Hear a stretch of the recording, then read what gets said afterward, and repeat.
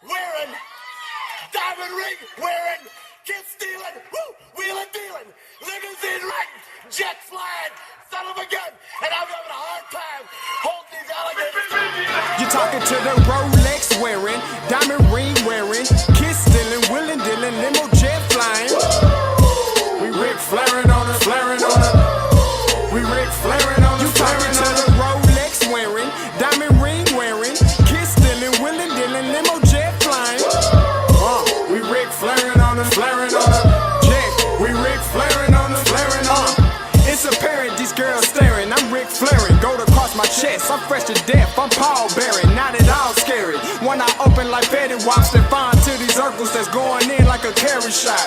Woo! I'm going in like a Mary Pop off that Mary Crop at the top flow at the Marriott. So questioning me is like questioning you. See, we the best dressed, so come and get blessed with the crew. Not one but two, different ways to slaughter your crew. Committed tat across the chest, I guess she blessed with the truth. People want to see them checks, representation of proof. Living through my elders, trying to resonate to the youth. But ain't nothing to get my flash on. Longevity is heavily embedded in my melanin. Layman terms, I last long. My grind repetitive, I'm smoother than real silk. Lyrical cash cow who can't cry over spilled milk. We in here. You're talking to the Rolex wearing, diamond ring wearing, kiss stealing, wheeling dealing, limo jet flying. We Ric Flairing on it, flaring on it. We Ric Flairing on it, flaring on it. You talking to the Rolex wearing, diamond ring wearing, kiss stealing, wheeling dealing, limo jet flying. We Ric Flairing on it, flaring on it.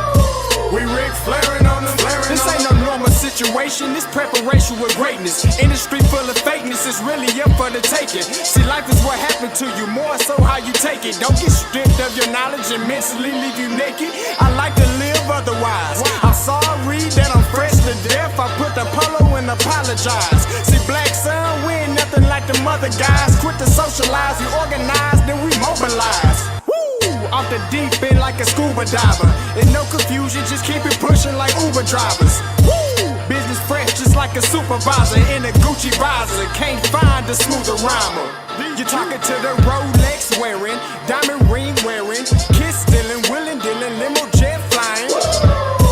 We Ric Flairing on it, flaring on it. We Ric Flairing on it. You talking to the Rolex wearing, diamond ring wearing, kiss stealing, wheeling dealing, limo jet flying. We Ric Flairing on it, flaring on it. We Ric Flairing on it, flaring on it. Yeah, DQ baby. Shout out that boy Nigga for that fire track. Hey, Black Sun, sun up. What's up, Vinny Vegas? What in Vegas? Yeah. Shout out. Hit up Ohasha. Listen, brother, off script, there is a word from the Lord. Listen, God has given you the anointing of pettiness. Brother, you've been getting on JSU's neck since you got here. I never knew you was going to do a show about the Dion disciples. But beyond that, brother, listen, keep bringing the smoke. Keep bringing the pettiness. Listen, the people want to hear you. They're going to hear you. And remember, God's going to bless you. Be blessed, brother. Breakdown. I love, too easy topic, don't take offense when I touch down. I got it to a T, not a QB sneak, but if your D look weak, I'ma rush now. The trick of the trade, we're trying to celebrate. Everybody want it done tastefully. They can't tackle me, they knowing it's the truth, but they still wanna hear me say it tactfully. H is for the heavy hits, how we handle his hypertension has to be clever. It's better if they just let him sit. Nah, this ain't a hobby, hallelujahs hollow the halls. This is champions writing the hieroglyphs on the walls. Everyone envisioning encrypted plays on the side. Know the end goal, the end zone, and enter in my eyes. Echoes from people, me host emos enchanted inside. Entanglements in the trenches, clear benches, enjoy the ride. Essentially we eccentric, yet we also eclectic. Well respected, collected, and never look for no exit. No exceptions, it's expected. You took an L, so accept it. Can't water the squad down, every player electric. That's shocking, I'm exercising every evident energy leading to victory. I call that energy winergy. When we play, it's like a symphony. Execution of an extra point to put me up for endorsement deals. I'm in the end zone now, my favorite place on the field. I see no equal cycles, even odds fall when stacked against us. We crack them in the trenches, then we send them back to benches. Eternalize my endeavors, Canton enshrinement. Exit 107 on 77's where you'll find us. Jay, bro, you snapped on that one, bro. That's cold. I salute you. Man, right back at you to the backpack pole. We both did our thing. It's Joe Allende, by the way, yeah. Scotty, Mike Reed, yeah. D breakdown, What is going on, everybody? You already know what it is. Back with another Wednesday, and I couldn't do it without my brother from another. Listen, it's always a tough week when Pothole State pulls out another one. So here we go. Get ready.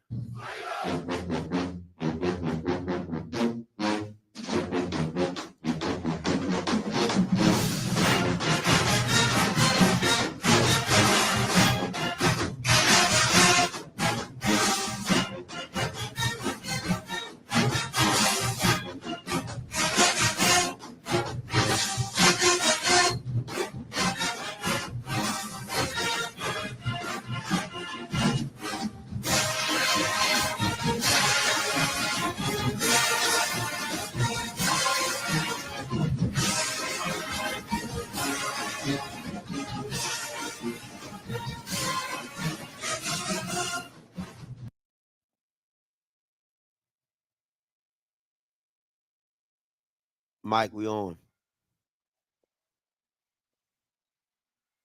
Mike, we on. I just wanted it to marinate. That's all, Scott. I just wanted it to marinate. Woo! Oh man, what a week. Scotty, how you doing? I've been better. Hey, what? Great birthday. Get to beat up on them Jags for my birthday. Your sound is going in and out. You might want to take your AirPods out. The sound going. Can you hear me? Yeah, it's Am I going in good? and out. It's going in and out. I got you. These people need to hear me today.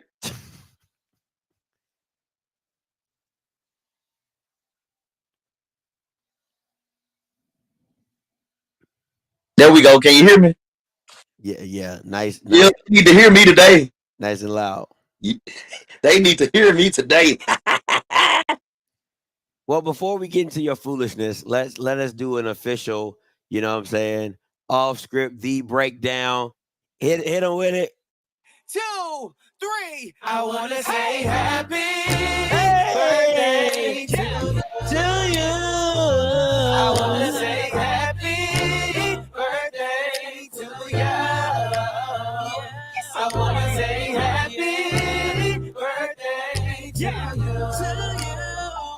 I want to say happy birthday to you. Let's go. Close your eyes and make that wish. Make that wish. Think about it. Hey. And blow out your candles. Close your eyes and make that wish. Make that wish. Think about it. And blow out your candles. Close your eyes and make that wish. Make that wish. Man. Yeah. Man, gotta give it to you, man. Happy belated birthday, Mike Reed. Appreciate it, man. Listen, guys, if you got 5, 10, 15, 20, listen, if you're a Powell State fan and you are not blessing your brother in arms after taking a big victory and gloating as he does. Listen, man, there's a lot of shows that talk about Powell State, right? It's a lot of shows that talk about it, but nobody gloats. Nobody gloats better than Mr. A1 Mike Reed right to my side. No, nobody does it better. So if you're a Powell State fan, now listen, if you're a Southern fan, you want to give them $5. Listen, I don't mind. You know, if you want to give them 22 cents, how many points y'all score? If y'all want to get 33 cents. 30, yeah, give me 33 cents. It could be $3.30. It could be 30 cents. It could be $33. Whatever you want. Go ahead and bless Mike Reed. Give y'all the entertainment that y'all get. I would appreciate it. It could be 1 cent, 2 cent, 3 cent. I would appreciate anything. Yeah. Yeah. All right, back to you and your gloating and whatever you want to do. Just one. You know, hey, best birthday ever, beat up on them Jags. Just to beat up on them Jags. I loved every second of it. Oh man. So I know you went to the Cowboys game on Sunday, Saturday. So where'd you watch the game at Saturday? Scotty, the crazy thing is, I was at TCU and UCF game. But hey, I had to watch them Jackson State Tigers on my phone, man. I was dialed in the whole time. So you was at a white game. Yep. Watching HBCU. Ain't that backwards? Hey, it be like that sometimes. You should have been at Jackson State watching the white people. Usually that's how I go, but Scott, I know the quarterback for UCL. Shout out to my boy KJ Jefferson. Had a comeback win because, hey, TCU was up, what, 21-7? It was up 21-7? Yes. I want to say 28-7. It was something like this. UCL kept scratching and clawing. My boy Gus Miles on was dialing it up. Came back, comeback win. Oh, wow. Okay. Yep. Okay. I like it. All right, let's get into the show because I know you want to talk about the game. So, listen, another rivalry.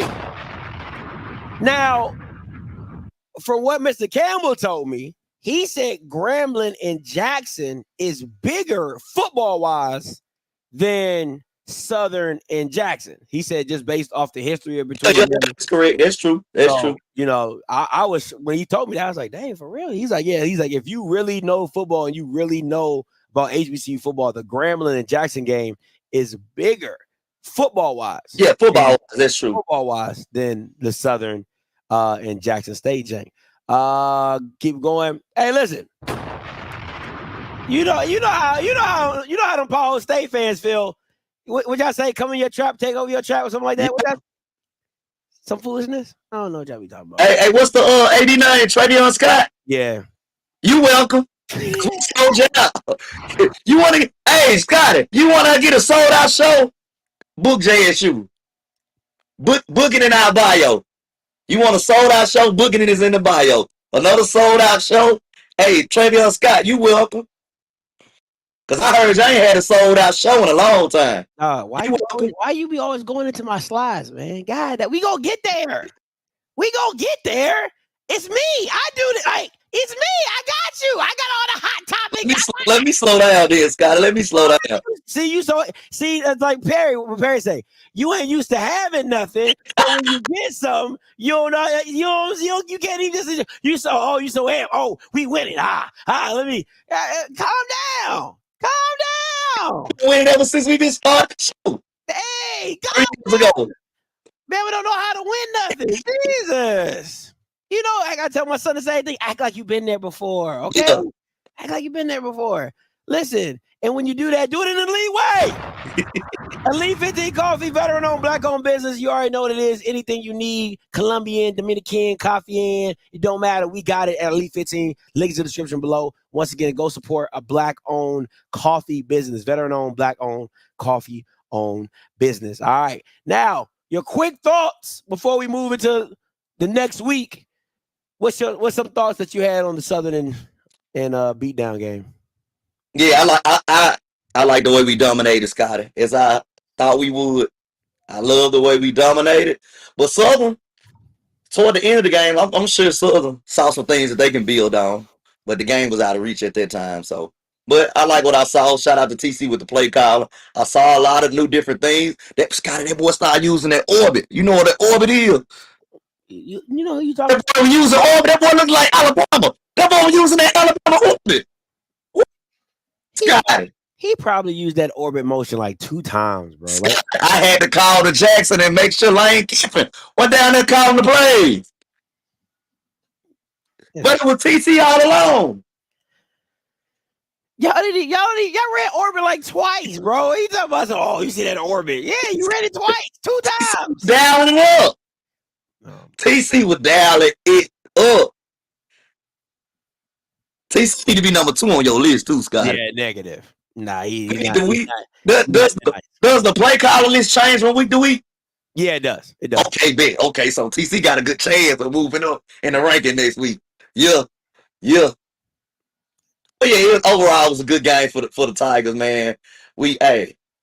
Good teams beat who they supposed to beat, and we did that. So I'm happy about that. But it's some things we can work on, but we can only get better, Scotty. So we'll correct those things. You can get worse. It's Grambling. We have a good week. It ain't no only can get better. You can get worse too. You can get worse. We can get better. We can only get better, Scotty. Mm-hmm. Okay. All right. I'll tell you this. I think the most disappointing thing to me is everything that I talked about came true. I think that's the thing that hurts me the most. Like I literally said, and I should have clipped it. I literally said, if Noah Biden plays in this game, the game is over. I said that.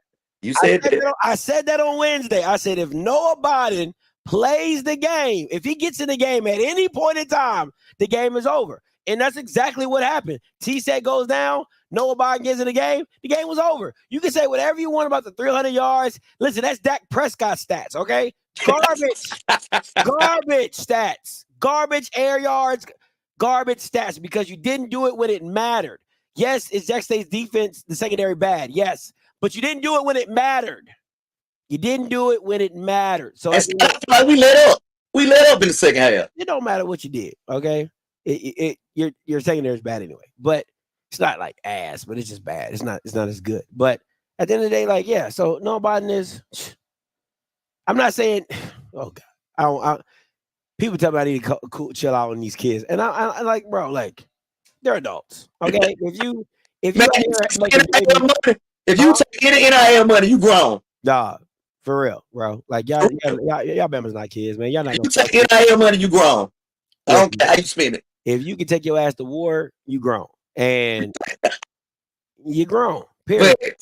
So if you can be at the club buying shots, you can take no Diddy, right? No Diddy. You can take these shots. I'm about to shoot at you. No Diddy. All right. So yeah, he's not the answer. So then when he got in the game, I was like, Jesus Christ, here we go. My worst nightmare came to pass, and now Noah Biden's in the game, and game is over, which it was. It was over. And he made some great throws, but can you do that consistently? Can you do it when it matters? I think not. So, yeah, that was just, Jesus Christ. All right, let's get into a little hot topic. All right, and first up on hot topic, of course, Mr. Yeah. I'm so excited. I can't hide it. Matt Belinson said Grambling State AD Travion Scott on the upcoming matchup with Jack State. We're expecting to be sold out. It is expected to be the first sellout since the 1990s. That's wild. Damn. That's crazy to me. Either Grambling's just been that bad or fans just don't come out and support, because to me it's like, what about the Devontae Kincaid years? They weren't selling out during the Kincaid years? They win a lot of football games then, Scott. I'm confused. Like, so what were y'all Bama's doing in the Kincaid years? Y'all just not showing up? I mean, they don't make no sense to me. Did y'all not play Jack State in Grambling when Kincaid was there? But again, as I say, and Miss Howard, shout out to Miss Howard, she in here. She a Grambling alum. My thing is this. I keep telling people, HBCU people don't care about football. I keep saying that. Hey, Scott, there's some truth to that. I'm just saying. There's some truth to that. So I'm just saying. But somebody said the 2017 game was packed. We just weren't good, Scotty. Okay. But listen, at the end of the day, but I will say this though. Y'all do, listen, y'all do travel well. You know, you and Southern, boy, y'all gonna do something. Y'all gonna travel out and sell out in the game. Like you said, same thing happened at Alabama State that year when Dion played for the homecoming, right? Like, yep. You know what I'm saying? So yeah, I mean, you welcome. You welcome. You want a sold out show? Book Jackson State. This is my thing, and I'm gonna keep saying it. And it goes into my next point, the next slide, right? Now, Mike, this don't start with a 6. Hey, Scotty, something wrong with them numbers. No, there ain't nothing wrong with them numbers. Oh, it was more than 32,000. No, it was 40. I give about 40. Okay, and you know, close to 40. I'm gonna say close to 40. I ain't gonna say just because it's you. You know, I got to come with some real evidence. Now, pause it right there. Now, maybe you don't understand how home field works, but that side See all that over there? You're supposed to fill that up in your stadium. Shoot it from that side and show this side. That's not how home stadiums work. No. Show this side. That's not how home stadiums work. Show this side, because this side is jam packed. That's not how home stadiums work, sir. See, look, see right there. You see all that? You got to keep going though, Mike. See, y'all like to stop at this horseshoe. You got to keep going. But Scotty, we put more numbers than anybody else. That's not the point. That's not what you come on here and say every week. That's not what you say every week. What do you say? Tell me what you say. Got it. November 2nd. November 2nd. I guarantee it. 60,000 in unison. I guarantee it. Listen, sir. Now, Mike, if you want to say 30,000 in unison, I don't have a problem with that. That's realistic because y'all never fill up the other side of your stadium. That's why y'all be begging for Bamas to come out and be like, hey, man, you ain't nobody comes to the JSU game. Yeah, sir, we're looking at the same video. That is all supposed to be blue on the other side. Got it. Fam, you don't put in those numbers. Alabama State don't put in those numbers. Alabama A&M don't put in those numbers. Alcorn don't put up those numbers. Valley for damn sure don't put up those numbers. Texas Southern don't put up those numbers. PB don't put up those numbers. Southern don't put up those numbers. Grambling don't put up those numbers. Pine Bluff for damn sure don't put up those numbers.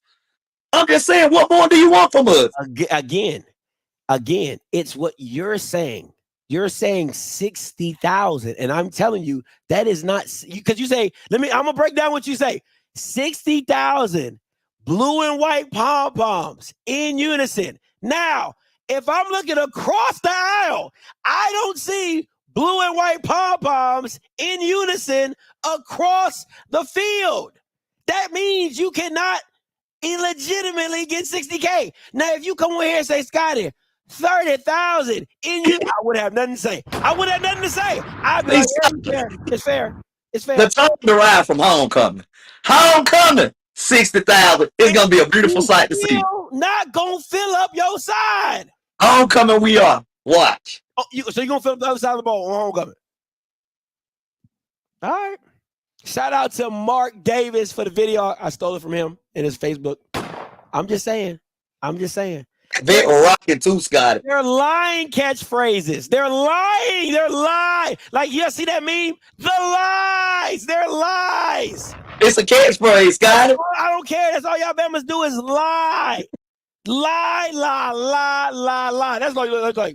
That's like somebody. That's like older dudes, like young guys, be lying on their dick. I mean, I keep them. I keep a bag. I keep a few baddies on my team. Like, no, you don't. I know you. No, you don't.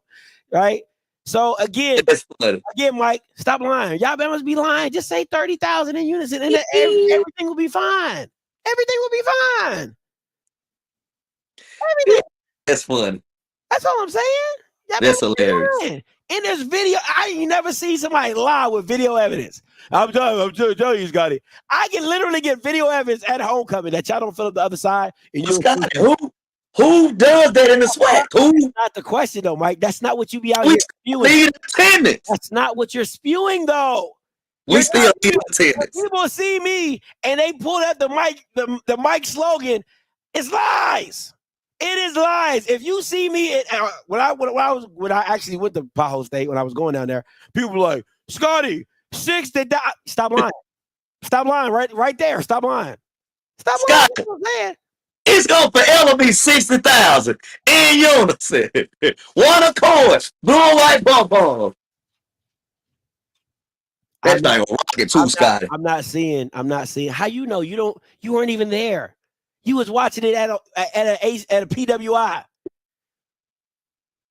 I was there in spirit. I'm always there in spirit, Scotty. The spirit of Mike Reed when the pom-poms get to shaking. Oh man, that's the only time y'all engaged is when there's some music come on a touchdown. That's it. That's it. Because ain't nobody yelling nothing. Ain't nobody yelling defense. Hey, wait. That dark side defense get you on third down. You gonna hear it? Yeah. Okay. Again, that ain't recent. Bro, that ain't. Why keep bringing up Mississippi State and Southern Miss. 1980, who was playing in Jerry Rice and them boys? Like, what are we talking about? That's when you got to bring up 60,000 when y'all actually. We did 60,000 with Dion. Stop it. No, you never. Not never. Not never. And that's probably why Dion left. You know, he didn't get his money. He didn't get his money. Y'all was scamming. Y'all was scamming. Dion lied. Y'all got his money. Y'all was scamming. Dion got his money. Scamming. They scamming, stealing from the church plate. That's what y'all was doing, stealing from the church plate. But still, we do more numbers than anybody else. Look, be up there with Oregon State, man. Come on now. I'm not saying there's nothing wrong with that. I'm not saying there's nothing wrong with that. All I'm saying is, can you just give me the real number of 30,000? That's all I'm asking. Just be honest. Stop lying.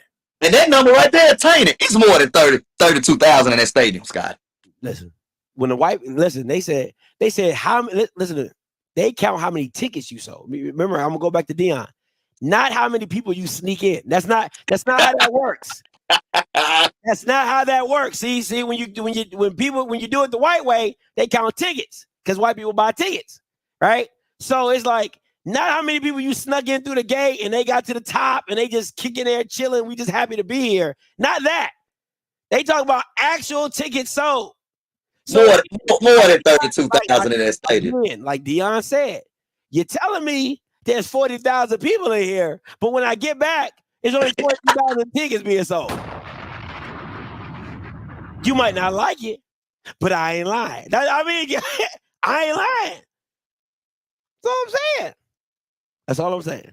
So, however y'all decide to count up them tickets and count them people miraculously, this how it goes, man. This how it goes, y'all. I just wish y'all would stop lying. That's all I ask. This is y'all would just stop lying and just say, hey, Scotty, 30,000 in unison on the court. I'm like, oh, that makes sense. I seen that. I seen 30,000. I've never seen 60. In the 4 years I've been here, I have never seen 60. It was 60 when I have never seen blue and white pom-poms on the opposite side of the field. I ain't seen it. I ain't seen it. You ain't been to homecoming. Ain't seen it. You ain't been to homecoming. Okay, y'all still ain't gonna get 60,000, and we gonna get a report at homecoming of 40,000 people in the stand. You be like, Scotty, I'm like, I thought 60 supposed to be there, Mike. What happened to 60K? That's all I'm saying. That's all I'm saying. Just changing the narrative. All right, let's get to the SWAC Power 5. It was tough this week, Scotty. Man, the Mike Reed committee, we had a lot of deliberation going on in that room about this week. Again. Say, can you send me a jersey? Can I please get a jersey to put on my wall, brother? Please. How about buy the jersey and then how about that? Yeah, buy the jersey. Support them, right? This is my thing. And Zay lying because it was all Corn fans. All Corn fans filled up the other half of the stadium. Now I was there the last all Corn. I was there personally. So you can't tell me you was on the field. I was in the stands. I looked over and saw. All right. I looked over and saw he said facts. And I'll do that. There you go. All right. So, yeah. So I'm just saying, I was there. I saw it with my own two eyes. All right. So y'all need to stop lying. All right. Because y'all be the main ones. Scotty. Yeah, and that's the thing. Y'all be so backwards. Y'all be like, Scotty, man, they don't even bring their fans. They don't even travel. Why? It's your don't go travel. It's your stadium. It's your stadium. Why they gotta travel? I'll take over your trip. Crazy. All right. SWAC Power 5. You already know Mike gonna be on some bull crap. Here you go. Man, it was tough. The committee did a lot of deliberation this week, Scott. Mm-hmm. Hold on, let me see my last week. Oh yeah, I had to change up the Texas schools. The Texas schools playing a little bit better ball right now than the Alabama schools. I'm gonna say that. FAMU at 1 until they be beat. It's gonna change because they gonna end up losing. I want to throw JSU up there at 1, Scott. Hey, but half the committee was like, Mike, FAMU still defending SWAC champ, haven't lost in the conference. Hey. So we got them Tigers there too, man. We playing good, fundamental sound football right now. I got Graham at 3 off that big win against Commerce, but that win didn't impress me too much. But put them at 3. PV, and then Texas Southern, Texas school playing a little bit better than the Alabama schools. Everybody else trash. What you think? Dang, everybody else trash. Dang. Well, the A on all point hammer stands for average. Average offense, average defense. Southern trash. UAPB Valley trash. Bethune, we still got to see what they're about. I think that game against Clark Atlanta this weekend will tell us a lot about Bethune. And you act like the JSU don't stand. The J don't stand for just above good. Like what are you talking about? Just above good. That's all JSU stand for. Just above good. Like what are we talking about? Stop it. Games. Just above good. Like how job is just over broke. Y'all just above good. The most fundamentally sound football team in the sweat. Okay, that's just above good. No, you should be fundamentally sound. That's football. Them other Bama's ain't. How not? Fam, you undefeated. Scotty.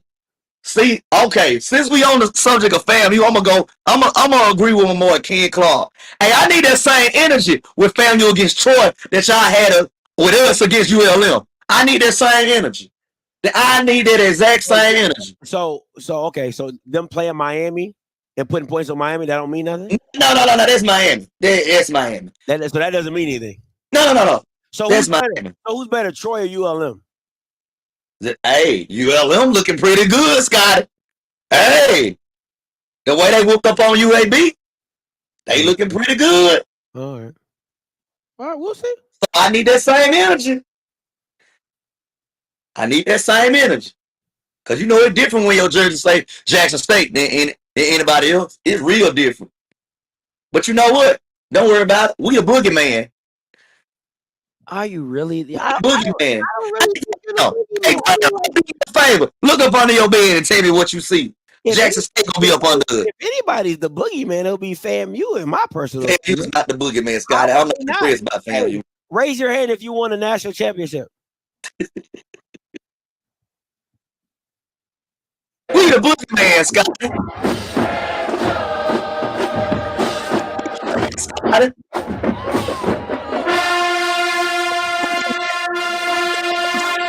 Look up under your bed and tell me what you see. Raise your hand if you won a national championship. I'm sorry. Is your hand still down? Oh, okay. My bad. The boogeyman. You know what? You know who else can't? Grambling. We the boogeyman.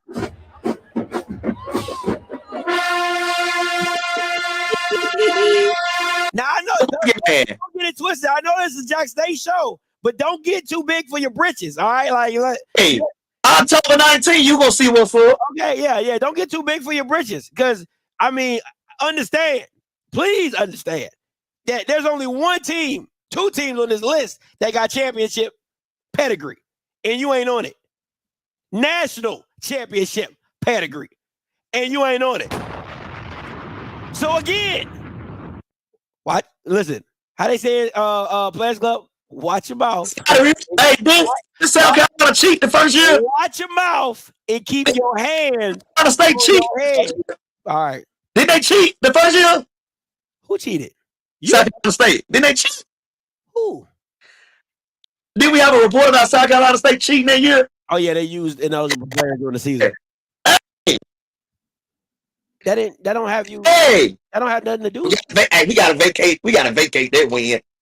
Vacate that win. That's not what NCAA said. The NCAA said they fine. NCAA vacate that win. The NCAA said they was good. They said that 31-10 whooping stands.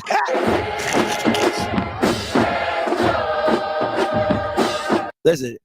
You can't get mad because you ain't got no national championship. Scott. You can't be mad that you had a team full of NFL pros and couldn't get a national championship. cheated, man. They had to. Man, 31-10 is a cheating. 31-10, they cheated. Okay, then what about the next year when you had Travis Hunter, Shador, Sivion Wilkinson? You had everybody. What happened then? Don't remind me of that one, Scott. Oh, okay, yeah. That's a loss too. That one hurt it. That's another loss. Again, I say, you know what FAMU is in national championships? At the Celebration Bowl, guess what? Guess what they are? 1-1. One. Not what? 0-2. 0-2. Oh, and who? Hey, we'll settle this. We'll settle this. October 19th. You worse than Alcorn. We'll settle this. We'll settle this. Y'all like the Buffalo Bills back in the 90s. You just couldn't make it. Okay, you just couldn't get over the hump. It's okay though. You know what I'm saying? We'll settle that October 19th. Again, watch your mouth. You know that meme they got with the Grim Reaper going door to door. That's Southern. Southern's the first door. We already been to that door. We knocking on Grambling door this week. Okay. The boogeyman. Okay. All right. We'll see. All right. Again. I say again. You're the only one. They're the only team with a conference win. Does that not mean that matters? You guys scheduling SWAC out of conference games to me is the most irrelevant shit possible. You're playing SWAC games that don't mean anything. Literally, Southern lost that game. Other than it's a rivalry, it does not matter. We gotta show these folks we the boogeyman. It doesn't mean anything to me. I hate seeing it. I really hate seeing it. Like, why are you playing conference out of conference games? It does not make sense to me. So again, I can't give it to you. So 2 is Texas Southern, 3 is Jackson State, Grambling at 4, and Alabama State at 5. Alabama State at 5 is looking good because their defense offensively, it is what it is. But from what I've been told, Kevin Sims, the guy they played at Sanford, isn't going to be the guy going forward. So we'll see how that goes as that journey keeps going on. But yeah, man, like I just can't. And then, you know, Sanford is bad. You said what? Sanford is bad. Sanford is bad. I mean, at the end of the day, listen, half the SWAC wouldn't have beat them. So I mean, they ain't too bad. We can beat them. You probably could have. I'm not gonna lie to you. You probably could have beat them. If they stop your run game, then you're definitely done for. I would have said that, but that's easier said than done. Most that running back stable we got. Yeah. So we'll see. And then once again, when you actually play Texas Southern for a conference game and y'all either win or lose. Well, hey, Scott, hey, up next. Like I said, we did not on Southern door. The Grambling door, we knocking on it right now. Next week, Texas Southern. They gonna get the issue. The boogeyman coming for you too. I don't. He's the most. We'll sell out Houston. You welcome. He's the most pointless ass games We'll sell out Houston. You welcome. Yeah, we'll see. I don't think it'll be a sellout, but we'll definitely see. But I'm curious to see how this all goes down today. On Saturday with the Grambling and Jackson State game as well. All right, let's get into a little high-low. High or low? All right, high or low? Jackson does 275 in passing. Low? We know that. I should have put like 150. Yeah, Scotty. Yeah, I should have did like 200 yards or something like that. I listen. I think it's gonna be low as well, but I think it's gonna be like 195, something around there, maybe 180. I think Grambling's gonna come into this game really, really hyper focused on stopping the run. You have to, because you got to make Jackson State beat you in the air. You got to make them beat you in the air. You just got to. All right. Grambling throws for 250. Low. I don't see. I see us putting pressure on Miles Crowley. I don't see him doing all that. Cause what he had last week? 125. 125 under 50%. 2 picks. Nah. He ain't gonna put up 250 against the dark side defense. Not at all. No, sir. I hope you say low. No. Huh? No. I think it's a push. I think he might go 250. I think he has to for me, this me personally, for this game to go in Grambling's favor, Miles is going to have to probably throw for 300 yards. That's just where I feel like he's going to have to go in his favor then. 50, 275, and I think he's going to have to go 250 or above. He's going to have to make this game competitive because I don't know if Grambling's O-line is good enough to. Again, I say that I'm going to keep saying it. I think Grambling is the most talented team offensively. Just flat out with talent, you're not seeing. Yeah, they got talent. I agree with this guy. They got talent. But I think for this game to be competitive, Miles is going to have to go dumb, like 225, 230, 250. Like he's going to have to definitely be over 200 yards, in my personal opinion. So I'm with Ms. Howard. I think it's a push. I want to say I think he's gonna be between like 245 and 260, but I'm gonna go push with the 250. What you think his completion percentage gonna look like? 60. Threw under 50 last week. Yeah, I think it's gonna be 60 something. Because I think I'm not saying that. I think your defense, looking at Texas A&M Commerce, I think it's. And then Scott, they went 3 for 14 on third down. That's trash. Yeah, listen, man. Don't Timona Jr. me on this show, okay? Because I know she loves crazy. She be like, she love reading stats. But did you watch the game? No. Nah, I ain't watched the film. I didn't get a chance. You know what I'm saying? Like you didn't watch the game. I'm gonna watch the film tonight. I'm gonna watch it tonight. I've been outside for my birthday. I've been outside for my birthday and all type of crazy stuff. I'm gonna break it. I'm gonna watch it tonight. Looks really bad, but if you watch the game, guys were running open. He was missing them. So but Scotty. What? Now we're gonna talk about their defense. We're gonna talk about their defense, but offensively, the numbers ain't numbering, Scotty. The numbers ain't numbering. No, you lost the possession. You lost the possession battle. You went 3 for 14 on third down. Again, did you watch the game? No. 10 penalties. You undisciplined. Trash.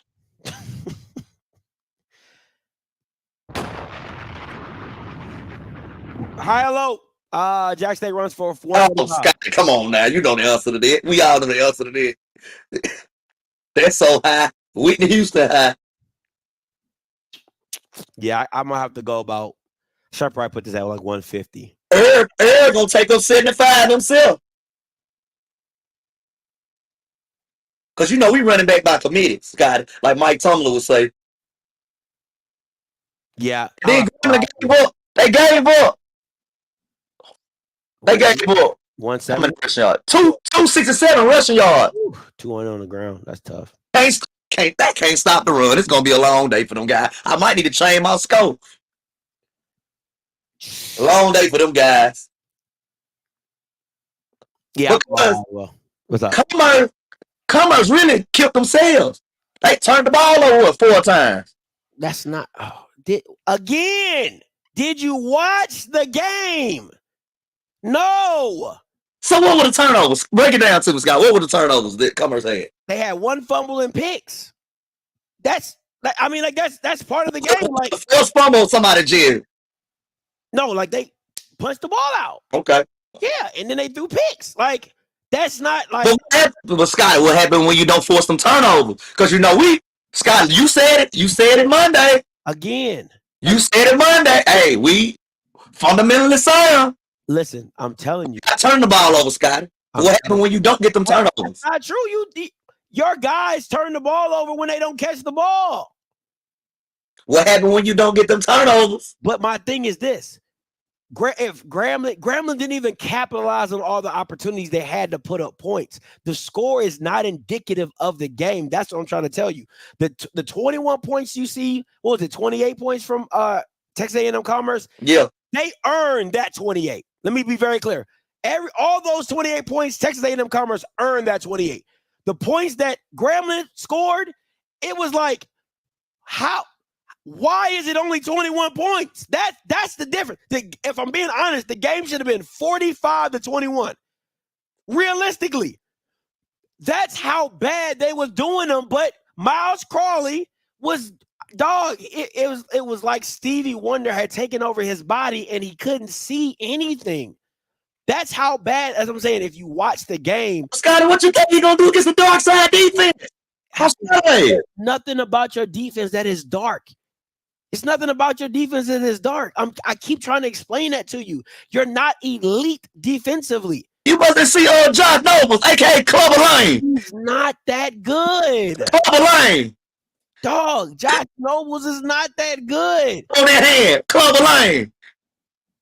Dog, you like listen, bro. Josh, if that's what you're banking on, Josh Nobles, like, bro, he's not that good. He's a body that's able to rush the passer. But if you watch him individually, he's not that good. He's not. Literally half the sacks that he got just came off of just running around the tackle. Like literally, he didn't have to do nothing. He didn't have to make no move. He just literally ran around the tackle. We don't, with this defense, we don't need to stand out. We're a defensive line by committee. Hey, don't matter who get the shine, baby. As long as we get back into that quarterback, that's all that matters. That's what I'm saying. That's why you're not elite. That's why you don't have a standout guy that does not make you elite. You are a team of average that plays really well. And there's nothing wrong with that. Like you have spot positions that are elite players. Ashton Taylor's an elite player. Jeremiah Williams is an elite player, right? Like those are, I think, True Thomas. I don't know if he plays it, he does not. But those guys are elite talent. The rest of your guys are just guys. Like, because we winning, Scott. And which is nothing wrong with that. I'm not saying I have never said there's nothing wrong with you winning with average. There's nothing wrong with that. You do what you do. I am just explaining to you that you're not elite. You're not. I've seen what elite looks like. You're far from it. Far from it. Well, Scott, who is the elite in this conference? Nobody's really elite. Like, if I'm being like defensively, nobody's really elite. Like, who is really good? Alabama State is really good defensively. But other than that, they're not elite. Nobody in the SWAC has an elite defense. And what I mean by that is at all levels. You talking about like Zayno would. Yeah, like front line, linebackers, safety, right? Like they're not. There's no defense that I feel in SWAC that's elite on all levels. Where you're just like, whew, I don't see no deficiencies. Even with Jack State, Shiloh was still the weakest link on the DBs, and I said that year in, year out, right? So, but there's not that sense of, man, this is gonna be a tough. Like last year, FAMU's defense was elite. It was elite. It was top notch. I ain't saying all that. What? Nah. They wasn't nothing like Zayno. Nothing like Zayno. I didn't say that. I just said they were elite. But even the Zay defense that you're talking about got 42 put on them in a Celebration Bowl. So hold that. So what are we talking about? The same team that you're talking about. Hold up. No. That team got NFL guys. Let's have this conversation because the same team that you're talking about was not elite, held South Florida to 24, which Jackson State on both of those teams never played a Power 4 never played G5 competition. ULM was ass when they played them. How many guys from that defense in the league? I'll wait. Okay. Marquise Bell? No, he was on the year before. Yeah. No, you don't have no NFL guy. Exactly. Yeah. That doesn't make, just because you were elite doesn't make you like you gotta have it. You have to have. Hey, that's elite. That's not how that works. And NFL guys is elite. Elite. Yeah. That's elite. That's why those Celebration Bowl losses hurt even more. They defense was good, but it wasn't elite. Son. No, sir. Don't try to skirt out of it. You can't, we elite, and you lose both national championship games. What are we talking about? Every dog has his day. Oh, okay. Elite, though. And you lose the biggest game of the year twice, 2 years in a row, and that's every dog has his day. So your day was every day in the national championship game. Yeah. Let me ask you this: How many players from that South Carolina State team went to the NFL? None. One. With Jacoby Durant. Oh yeah, I forgot about him. How many players on the NCCU team went to the NFL? Don't worry, I'll None. wait. And they None. beat you both times. Every dog has a day, Scott. It's What other are we talking factors. about? It's other factors that play in because the first year we had to change the offensive coordinator. Not our Last problem. second. Not their. Not Hey. that's your TC supposed to be calling that game. personal problem. TC supposed to be calling that game. Personal problem. That is not. TC down now. That is a personal problem. That is not the other team's problem. What I'm saying to you is you can have an elite defense without having NFL players. That's facts. That's not neither here nor there. That is a factual statement. You can have an elite defense without having NFL talent galore. You were just on the benefit of having NFL talent and still losing games. That doesn't make any sense to me, but to each his own. However you want to dictate that, that's on your own personal preference. But at the end of the day, you don't have to have NFL talent to be an elite defense. That's an asinine statement. If that's the measuring stick for elite defenses, that's not it. I would never say if you guys had an elite defense, if nobody goes to the NFL, that was an elite defense. That's not how FCS football is played. That's not how it's measured. That's just not. Because there's players that have gone to the NFL on bad defenses. FAMU defense was good, but it wasn't elite. It was elite. It was good. It was elite. Good. It was elite. It was Period. good. I'm giving them props. It was good. It was elite. It was elite. There's no ifs and buts about it. Can't get it. It was 34 and 15 key players hit the portal before the game. That once again, that is a personal problem. That has nothing. Don't try to swindle it now, Scott. Okay, let me get this straight. Are we talking about the first national championship game or the second national championship game? I ain't gonna lie, that first one, Scott, it wasn't the soul and Mercedes-Benz Stadium that could stop Shaq Davis. With an elite defense, with an NFL elite defense? Oh wow, that's crazy. So and he's in the NFL as well. Shaq is in the NFL. So my thing is this. Why is this an excuse now? Because when the game was going on, that wasn't the excuse then. And you lost by what, 1 point? But you had NFL players. Travis Hunter's going to be an NFL player. Shador is going to be an NFL player. Zay was an NFL player. Dejan Nuggets playing. He's not playing in the NFL, but he's playing with a pro team, a little indoor pro team. So Shiloh Sanders probably going to be in the NFL. So Aubrey Miller's playing with the CFL. Like, what are we talking about right now? Y'all make so many excuses. It's ridiculous. It always do when it comes to Jack State, the goalposts get moved. It's all good. I'm not moving the goalposts. I'm not. I'm taking your premise. You're telling me you had an elite defense because you have NFL players.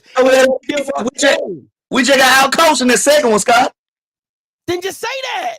Don't give me the excuses. Just say you got out-coached. That's it. All these excuses that you're talking about don't make no sense. That's on Dion. And Dion's still having that problem. That's just a Dion problem. Anyway, FAMU was all right. They were good. We was elite, though. We was elite. They was okay. We was elite.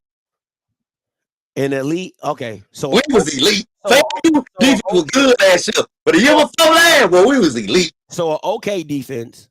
We was elite. So an okay defense can win a national championship, but an elite defense can't. I'll let you hold on that one. Grambling rushed for 115 yards. We Scotty. Come on now. Now, mind you, Grambling has some running backs. 115. Hold on, let me think. Because if you're using the same premise as yours for running back by committee, Grambling got 2 running backs that can do work too. 115. I get on 115, Scott. Yeah, I'm gonna go high. Over the course of the game. Yeah. I'm gonna go high. I think they can pull it out. Hopefully Dooley dials something up that makes it work, but I think they can pull it out. All right, over and under.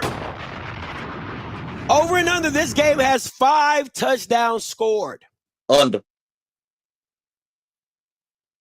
I got a low scoring game. Oh wow. Okay. Yeah. I'm gonna go over. I think it's gonna be a shootout. I really do. I think it's gonna be a shootout. Okay. I think it's kind of hard to have a shootout with a team that runs the ball the way that y'all do, but yeah. If the game, I don't know why I don't think this game. I felt the Southern game was capable of being more of a slugfest. I think that I'm banking on like Grambling being able to score like pretty efficiently, but like I said, they always go back down to Miles. So if you get a good Miles, it's gonna be a good game. If you get a bad Miles, it's gonna be an ass game. Yeah, I think it's gonna be they're gonna be a low scoring game. It is what it is. All right. Game. 3 running backs for over 60 yards so throughout the whole both teams. Oh, both teams. Both teams. Three running backs for over 60 yards.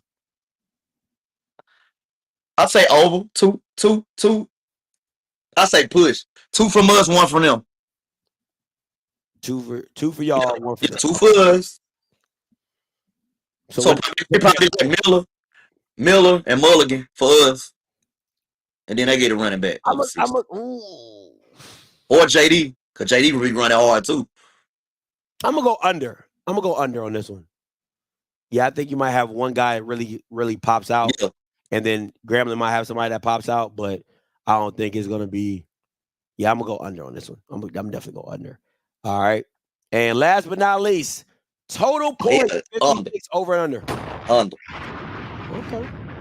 All right. I would love to see what Vegas has this game at. I would love to see that.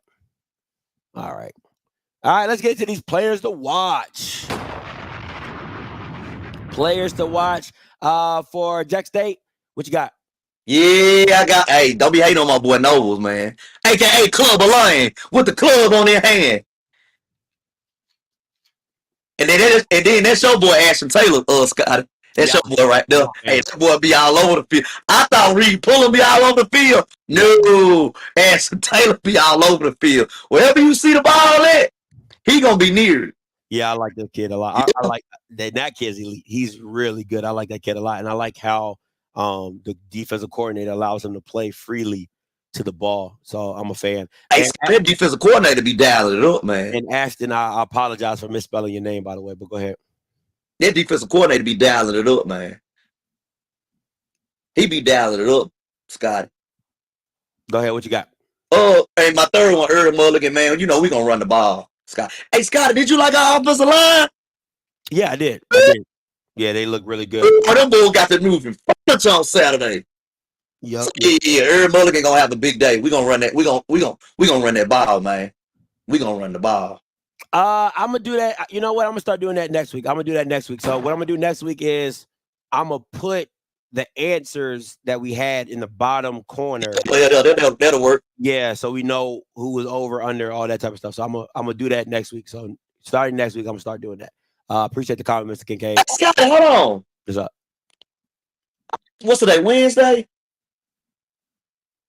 My phone ain't been ringing, Scotty. I ain't got an email, a phone call, a text message. Like, I gotta call T-Mobile and see if my phone's still on, bro. Cause nobody has called me in reference to chicken wings this week. Scotty. But Scotty, in the past, I used to get phone call after phone call. I used to call my cousins. I used to call my references. They call everybody in my family looking for me. But I ain't been getting the phone call lately, Scott. That's good to hear. That's good to hear. All right, players to watch for Grambling. Listen, I should have had players to watch and player to show up. Like that's what I should have done. So I'm gonna do it like this: the player to show up, who needs to show up, is Miles Crawley. Miles Crawley, listen, good Miles Crawley needs to show up in this game. It ain't no. Listen, good Miles Crawley needs to show up in this game. He needs to be locked in and ready to go. So if I'm just separating him from players to watch, players to show up is just simply Miles Crawley. Now, Scott, what's up? The whole team is players to show up because we all know Grambling will be a no-show now. You got to watch them. They'll pull a no-show on you. So really the whole team players to show up. My JSU people and my Graham people know what I'm talking about. Because Grambling would not show up on your ass. You talking about like fan wise? No, team. I'm missing it. Back. What I forgot what year it was. We had homecoming. We played them for homecoming. The players went on strike or something. They didn't show up, Scott. Oh, A scrimmage for homecoming. I got it. I was like, I'm missing something. I was like, I'm missing. Yeah. So that's a long running joke that's like in the rough and the swag page. We be like, shit, Grambling gonna show up this year? We don't know. Oh, okay. All right. Yeah, 2013. Yeah, the players went on strike, Scott. So they didn't show up to the game to get foot. Hey, listen, it be like that in HBCU football. Javon Robinson, listen, this kid, you want to talk about elite? Because you don't got no elite receivers. That kid, right? This kid by himself, it can change the dynamic of the game. Absolutely. Javon Robinson, and I'm going to keep saying this, and I'm going to keep saying it, and Mickey Joseph needs to get his head out of his ass, and the OC, Eric Duty, needs to get the head. This kid should not walk out of any game without 8 to 10 targets, period. I don't care how you get this kid the ball.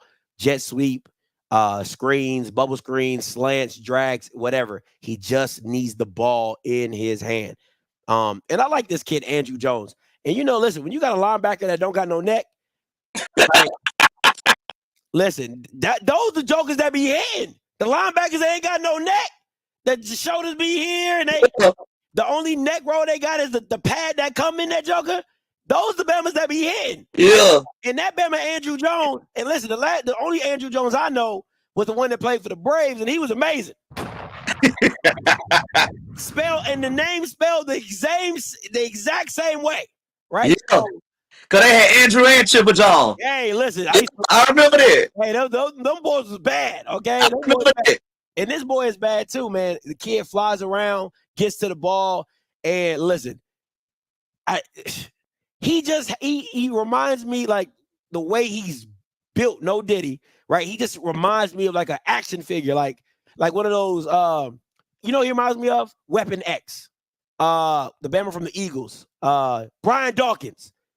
Yeah. That's what he reminds me of, the way he flies around the field as a linebacker. He reminds me of Brian Dawkins. Like he has a reckless abandonment. He might miss here. He might miss you, but if he gets you, if he connects, you gonna feel it. You know what I'm saying? So, buckle up his chest strap Saturday. Hey, yeah, he's that type of kid. He's definitely that type of kid.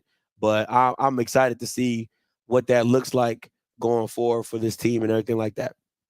All right. So those are my players to watch. Once again, my player to show up. The whole team. The Buzz. The entire team. Yeah, you're probably right about that one. I can't blame you. Scott, if the game get out of hand with Grambling, do we move up in your top 5? No, it's not a conference game. Don't do that, Scott. I got to. It's not a conference game. Still mean we good. I didn't say you wouldn't be good. Okay. You can't move up. It's not a conference game. Like okay. I see how you want to play it. Okay.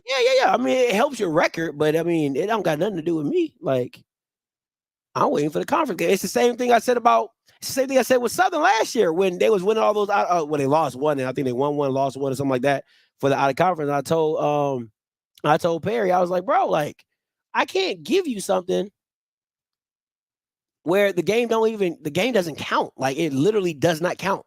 And you're just playing it just to play it. Like, I would give it to you if you were playing like a top level FCS, like if you were playing Nichols, if you were playing Stephen F. Austin, if you were playing Tarleton, like if you were playing some teams like that to see where you stood at, I could give you a lot more credit for that. But you're you right now. I gave you credit for that.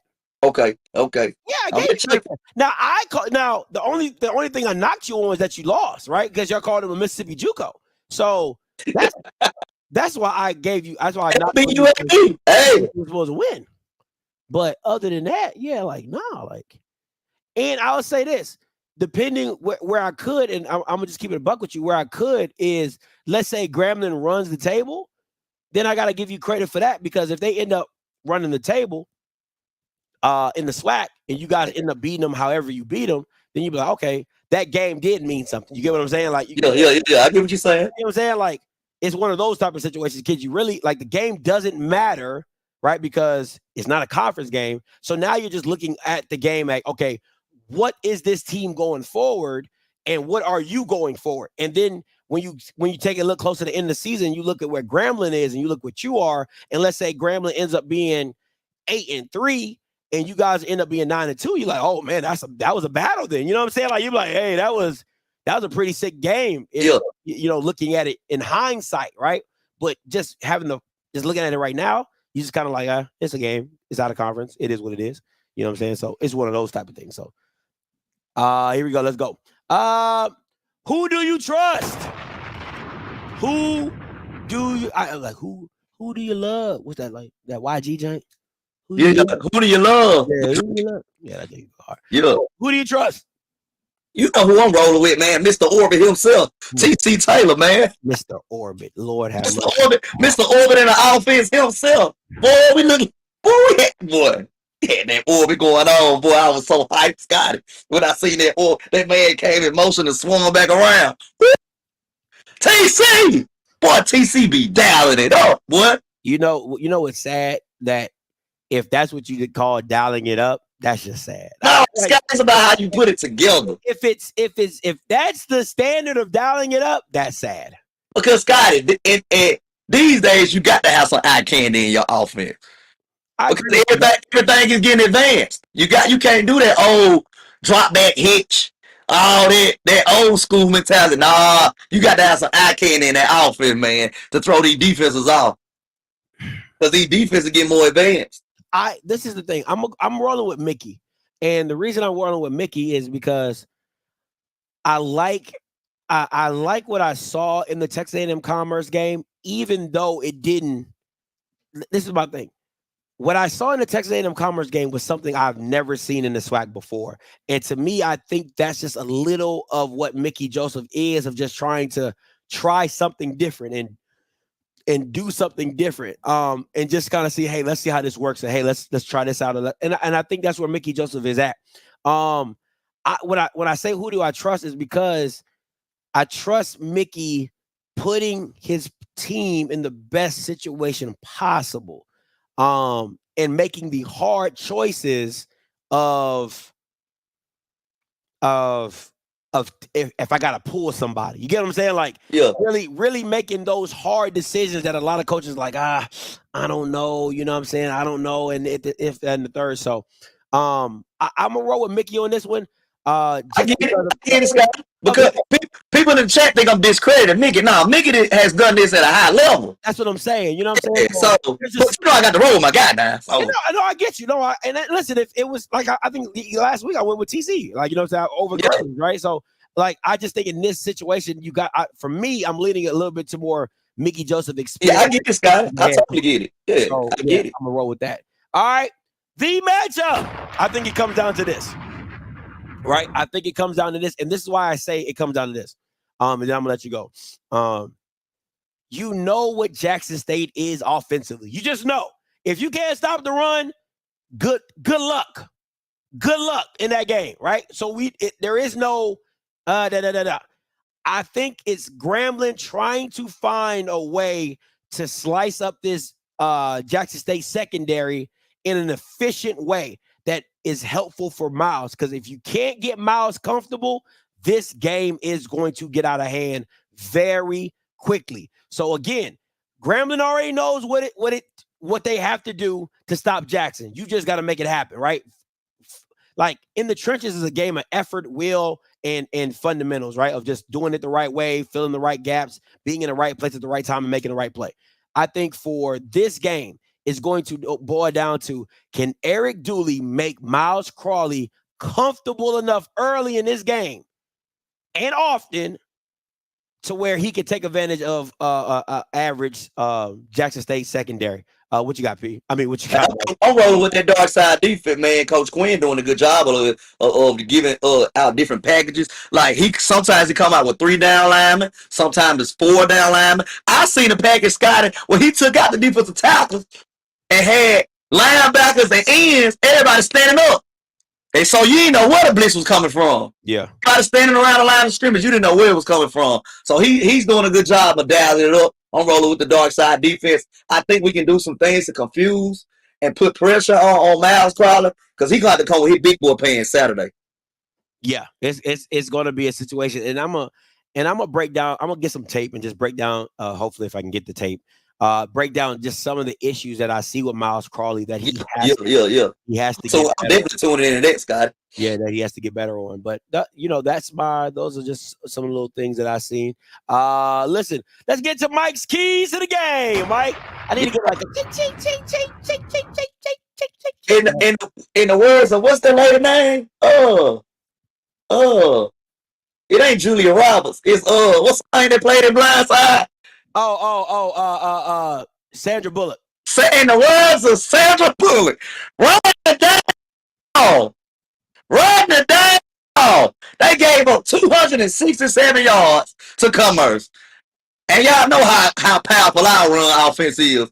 All we got to do is run the dang ball. We can run play action off that. We can run RPO off that. We'll be straight. Defensively, get pressure to Miles Crowder. Like I said, Coach Quinn do a good job of dialing it up. Let's throw different things at them. Let's get real exotic. No Diddy. And last thing, force some turnovers. We win the turnover battle. We win the game. It's simple. Because I truly believe Commerce would have won that game if they would have. If they take away one of the turnovers, they would have won the game.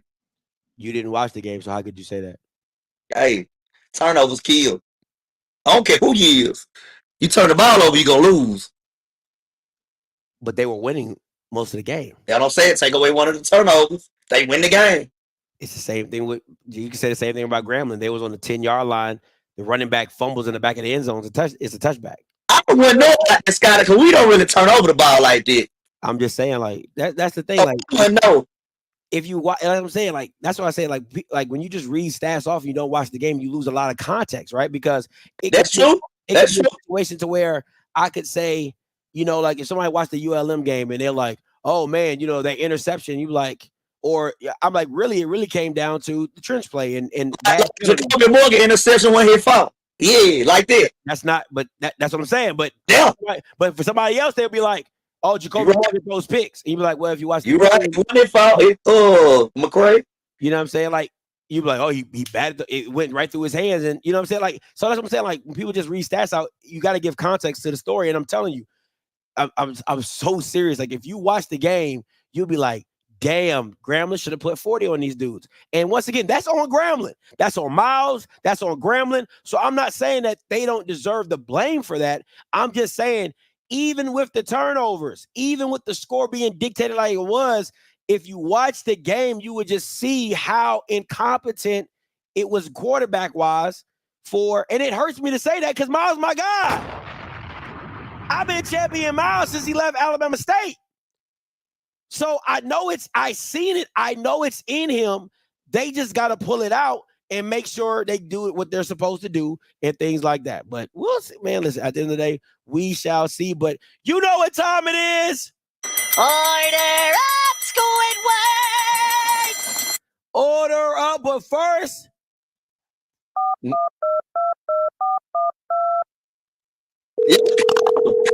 They for sure ain't called. Get him on the horn. Get him on the horn. Michael. What's going on? Director. How you doing today, Michael? Excellent. How you doing, Director? Listen, Michael, this is a great day. As you can see, I just got out of a meeting. And the Fed has cut the interest rates, Mike. That means you can even get more wings. The wings are going to be even cheaper, Michael. Life is good right now. Life is good. Now, Michael, one of the things that we're very proud of the Chicken Wing Amnesty Program for people like yourself who need to rebuild their chicken wing credit. We give them an opportunity, a fresh start, as Madam Vice President would like to say. And that fresh start has allowed you. God, where's Michael at right now in the chicken wings? For the chicken wing? Yeah. Look at Michael. Up plus 42. All because of the chicken wing amnesty program. Now, Michael, here's the thing, and Scotty talked about it. Because of your credit, you know who called me, Michael? Who called you? I got a phone call with them white folks down there Sansom Farm. Them white folks said, they might give you a Sansom Farm secure card now, Michael. Oh, yeah, we did talk about that last week. That's right. White man said that credit got better. Interest rates done going down. The chicken wing not going to cost as much now. And Michael, he know y'all going down there to I-20 down there to Grambling. Y'all like them Cajun wings down there, Michael. Yeah. Y'all like that put that Cajun, that Tony Satchers on there, that Old Bay down there. Yeah. So, Michael, now listen, this is a very big game. See, everybody, you know, they gave the other game last week, boom by Clay game, all them fake names. But this is a football game right here, Michael. It's a football game. It's a football game. Just go back to Big John Mary, Eddie Robinson, Jake Reed, Walter Payton, Robert Bazile. Big name, Hall of Famers played in this game, Michael. Now, Jackson State is going down to the hole now, Michael. The Grambling folks in this chat say y'all ain't had too much success down there. Hey, the lure of Eddie Robinson just comes over you when we go to the hole. I don't know. Comes over. They said they're not gonna count that COVID season. They said everybody was sick that year. They said not counting that COVID win. Hey, that hole is a tough place to play, man. I had to take that into account when I was conjuring up my score, Mr. County. Okay, well, okay. Now listen. Now this is a very special version of the Mike Reed chicken wing pick because this is coming with the Cajun spice. So, Michael, what is your score for Jackson State versus Grambling? Now, as I alluded to, the lure of Eddie Robinson just comes over us anytime we go to the hole. So it's gonna be a low-scoring game. Not gonna be a lot of touchdowns going on, but I got the Tigers edging it out with a close score of 17-14. Woo! Now, Michael. Now, wait a minute. Now, you know we done dropped the interest rates now, Mike. Listen, the ghost of Eddie Robinson is real, Mr. Campbell. It's real. The ghost of Eddie Robinson is real. And we haven't been able to shake that lately. So it's going to play a role, but I think our team is good enough to overcome it this year, 17-14. Well, you all have heard it. Michael didn't want to take that advantage of the low interest rate for these chicken wings. We even throwing in some Cajun spice. But Michael's playing it close to it. One thing, Michael, I like that. You know, when you get your credit back right, you know what I mean? You want to take your time. You want to take your time. Now, they play Texas Southern. You know, baby, you go big next week. You know what I'm saying? You go big next week. But this week, I'm going so big football next week. game. I put the chips on the table next week, Mr. Calvin. Put the chips on the table. That's right. You know, you got enough. You got enough. For a little bit of snack. You got a chicken wing snack this week, Mike. Yeah. I feel like like on Final Jeopardy when you like I'm gonna save something for later. You know what I'm saying? Just in case if I lose, I got 300 left if I don't get the answer right. I feel like that's exactly. See, I like what Mike is doing here. See, Scotty, remember last year, Mike was reckless. You had folks running into the church's chicken with cars and stuff, and we had to go call Mike at his job last year and take all his nice clothes, and folks was calling up the clubs looking for Mike. Mike done got smarter. His growth. He ain't got no phone calls. The phone in the back ain't even ringing no more. The white man called me early, all happy about the interest rates going down, saying we're gonna give Mike that secure card. Now, Mike, we're gonna offer you a secure card if you win next week. You'll see the Sansom Farm secure card next week, okay? Yeah. Okay, we're gonna move on up. Because see, hopefully, Michael, by the time y'all play FAMU, you'll have that platinum card ready. Then it'll be a whole different story. Then we're really gonna see what we're talking about. So we got Mike Reed, Michael, JSU 17, Grambling 14. Director Campbell with the CY program is now out. Hey, see, y'all don't understand. We ain't had much success in the hole throughout history, but that plays a role. It's like a psychological thing that come over us when we go to the hole. So we got to overcome that. Plus, we got to play the football game. Blue said you could at least pick 24. He said, God, dog. Come on, Blue. You the football encyclopedia. Hey, it's tough. It's tough. Night game in the hole. Hey, it's tough. But we're going to overcome it 17-14. I'm standing by that. That's what's up. All right.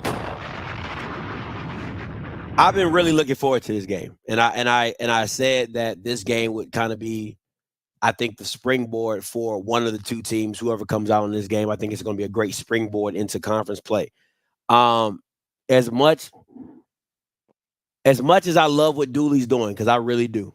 Hey, you getting in groove, but Yeah, I just couldn't. I can't. thank you, Scotty. Yeah, I couldn't pick. I can't trust Miles. At this point right now, I can't trust Miles Crawley, and it hurts me to say that, but I can't, and that's why I got to go Jack State on this one. It's not that it's not that I think the quarterback is better than Miles. It's not that I think they know who they are, and at the end of the day, that means something. And I think with Grambling, it's kind of weird because you're in a situation where you trust your quarterback, but you don't trust your quarterback. You get like you trust his talent, but you don't trust his decision making. So now you got to go to the fact of now I gotta focus on is my quarterback going to keep me in trouble, and is Dooley good enough to keep himself out of trouble? Right? Is Dooley like how TC has made it to where Jacoby and Cameron can't mess up the game unless they get down? Grambling has to figure out a way that Miles Crawley is comfortable enough that he doesn't mess up the game. And that's where I'm a little hesitant. I don't know if they're able to do that right here, right now. So I got it as a high-scoring game, 31-24. Probably could have brought it down a little bit. I think I probably went a little too high. Probably like if I brought it down a little bit, it'll probably be around. That's a high score, Scott. Yeah, probably like 21-28, you know what I'm saying? Or like 27-21, something around there. You know what I'm saying? I'll probably feel a little bit more comfortable around there. But yeah, I'm really curious to see. To me, it comes down to Miles. It really does. And I don't like to put a game on a player's shoulders. You are the only participant in the conference. All participants are muted. Because football is an 11-person game. But for a player that needs a bounce back performance, it's absolutely Miles Crawley and the Grambling State defense. The way that Grambling does their defense, well, the way they did it against Texas A&M Commerce, which I thought was a little different, is, and you didn't watch the game, so you would understand, is they played their linebackers like maybe a yard or a half a yard off the D line. And I have never seen that before. Like usually linebackers are about a good 5 to 7 yards away from the line of scrimmage. They were literally like on no diddy. Like they were literally like on the ass of the D line. And I get it because you can play quicker. You're like, okay, so if you think about it, you got most teams are in shotgun, right? So your linebackers are at 5 yards, your running backs at 5 yards. So you guys have an equal, probably about 10 to 12 yards in between. Well, if you squeeze that linebacker yardage down, now you're only away from about 4 to 5 yards or 7 yards, right? So now you can move. But if you miss, you can get burnt like that. Yeah, it's pretty much let me ask you this. Do they do that on do they do that on first, second, and third, or do they do that on just first downs? Or Texas A&M, they had it every down. It was literally every down. That's crazy. Unless it was a passing down. If it was a passing down, then they backed up. But for the running downs, like first and second, they were literally like on, like they were like a heel behind the D lineman, just like right behind. You still could get burnt with a misdirection or a counter, or you could get that's a slippery slope. Yeah, it is. And I think, but that's, to me, that's betting on stopping it. That that's how Commerce got a lot of the big plays. Like run fit was wrong. The running back hit the right hole, and I mean, 88 out the gate. So you have that. So I'm just curious to see what it looks like. I think Mickey Joseph and the team are going to know that stopping the run is the most important aspect of this game, and how they go about doing that, I don't know. And I think Grambling trusts their DBs a lot more than Southern did, because if you watch the Southern film, they kept somebody underneath of the Floridian kid. Swag to yo. For Tilly. Swag to yo. Anyway, That's swag T.O. Scott. They kept somebody underneath of him, so they kind of had like a miniature bracket, kind of like underneath and one high or whatever. So I don't think you're going to get that from Grambling. I think Grambling's going to fill the box up and they're going to play it accordingly. I'm just curious to see how it looks going forward. Hey, be careful with that Fertillion, man. He got like a George Pickens type style. Like you just throw it anywhere in his vicinity, he'll catch. No Diddy. Yeah, he's been saving y'all on some big plays. Let's go. 5193 coming to you. Thank you for taking my call, Scotty. It's a pleasure to talk to you and Mike Reed today. Hey, this my boy right here. What's going on? Man, look, I thought y'all was supposed to be coming on at 1, man. I kept on. Then when I did finally get over here, it was 50 minutes into the program. I think something going on with the feed. I started at 2. It was like 2:05 on Eastern time, 1:05 Central. I got you. Gotcha. Yeah. I started thinking about that. Scotty, now that's not fair. Now, most teams, most schools don't even have a U. You know that you going to hold about 10 to 15,000 people. I tell you what, Scotty, I'm going to tell you something. Mike know I'm telling the truth about this.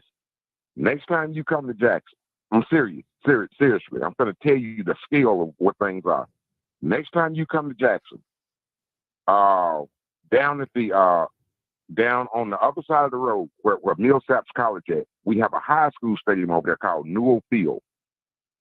All those schools that's in the SWAC stadium are no bigger than Newell Field, and that's a damn high school stadium. When you talking about that U, that's about 20,000 people that'll fit in that U. It's 30,000 that'll fit on the home side. Then it's another 20,000 that'll fit in that U. Then them little stragglers over there on the other side, hell, the other team should be able to fill that up. 42-10 Jackson State Saturday. Come on to homecoming Mr. Willie, let me and FAMU. Huh? Mr. Willie, let me say this.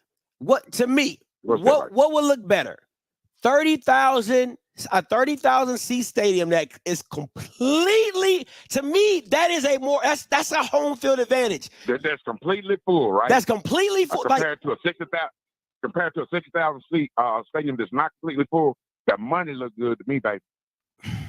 That money look good to me because there's gonna be a time that we're gonna put 50,000, 60,000 in that stadium.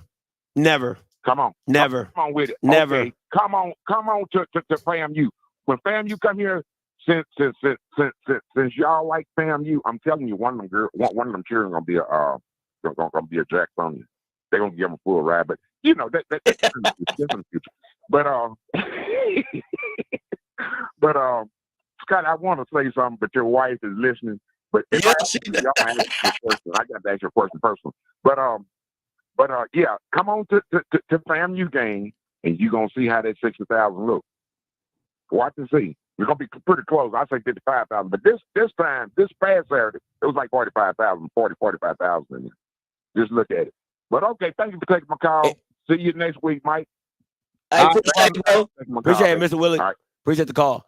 Let me see. 6259 coming to you. What's going on, Mike? What's going on, Scotty? What's up? What's your name? Where you calling from?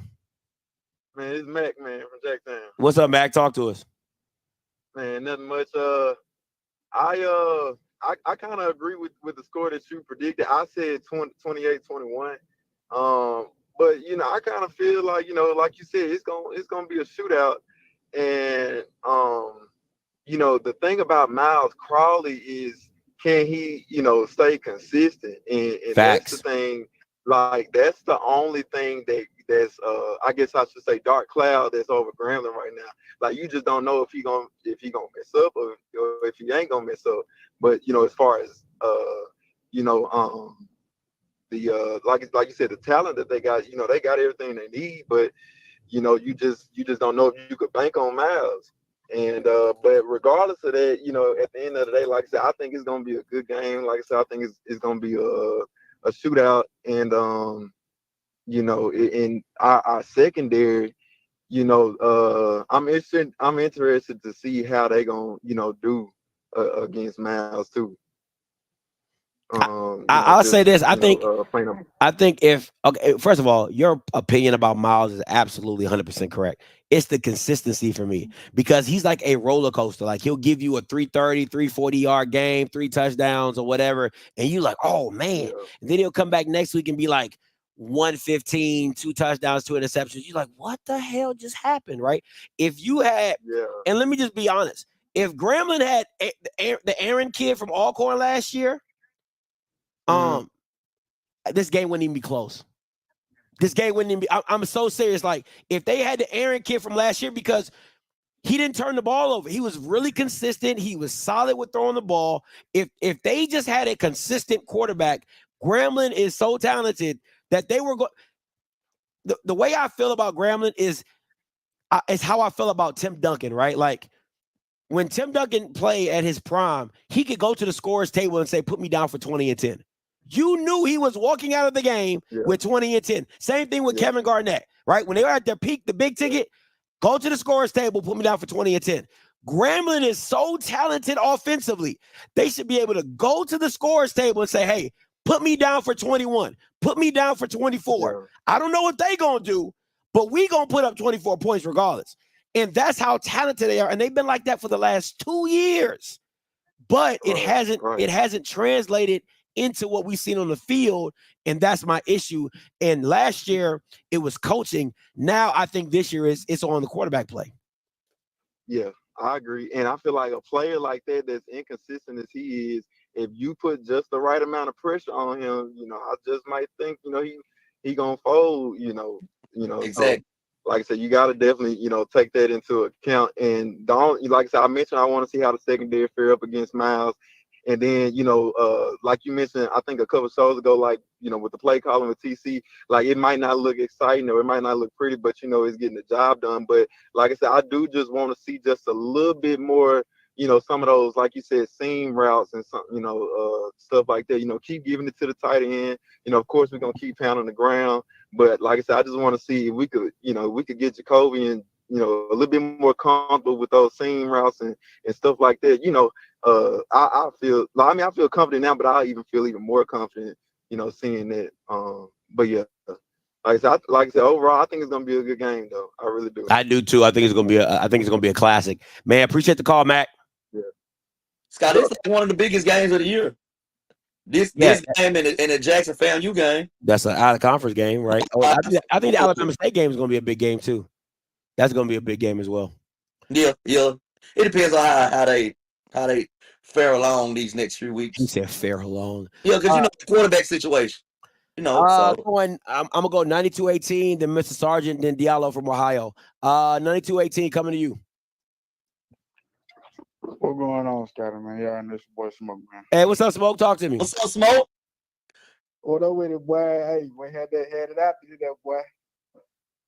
Hey, man, Scott, I got a question for you, man. This been on my conscience really bad. I heard somebody say this, but I want to get your perspective. I always got to ask you a question.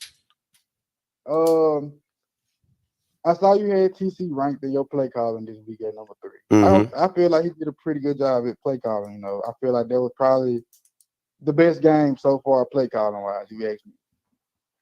But do you feel as if, and correct me if I'm wrong, I'm starting to feel like it's not that TC is not a bad play caller, but I feel like the players around him that we have on our team makes him look like he's a good play caller. If that makes sense. You know what I'm saying? Okay. Like, if I had a team and I was a play caller and I had you and Mike, you guys, I can call a play. You and Mike can go out there in the huddle and be like, man, this shit ain't gonna work. But you, well, Mike, hey, make it work. We go out there, y'all run a play, y'all score, first down, whatever. Y'all know it was a bad play call, but due to the fact that I have y'all and y'all are good athletes, y'all made it look like a good play call. Do you feel like it's that way with us? I'm gonna let Mike go, then I'm gonna answer after Mike. So what you're saying is more like it ain't the X's and O's, it's the Jimmy and the Joes. Right. Like what TC doing, play calling wise. I ain't got no problem with it. Far as the players, I mean, you kind of tailor your offenses around the players that you got. So I feel like this. I feel like it go hand in hand. It's a two-way street, and right now they doing a good job of going down that two-way street. This is my thing is you can't have it both ways, right? You can't say oh he's not a good because it all comes together. It's like baking a cake, right? Like because if I didn't have the players, I wouldn't be able to call the plays. Exactly. Because there's times where as a play caller, I'm going to put my players in the best situation, and then there's times that the players are going to make my play calling look pretty good. I think it's a lot of give and take in that aspect, right? Like to me. If the example that I always go back to is Musa, right? Like Willie made Musa look good, but Willie also knew what Musa was. So he also, you get what I'm saying? Like I recruit you because I know what I'm going to use you for, and then I'm going to put you in a situation to make me look good by calling the plays, right? It's the same thing with TC Taylor. He recruited Ahmad Miller. He recruited the freshman out of Atlanta. Some of the O-line, they came over from Dion. We got to keep it honest with that. But Ashton Taylor there was Josh Nobles, all these guys. The defense essentially has pretty much been all revamped except Kev Wiggins. Wiggins the only guy that Wiggins and Jeremiah, I think, are the only two guys I think still left over from that Dion era. But a lot of those guys are new, and I think you got it.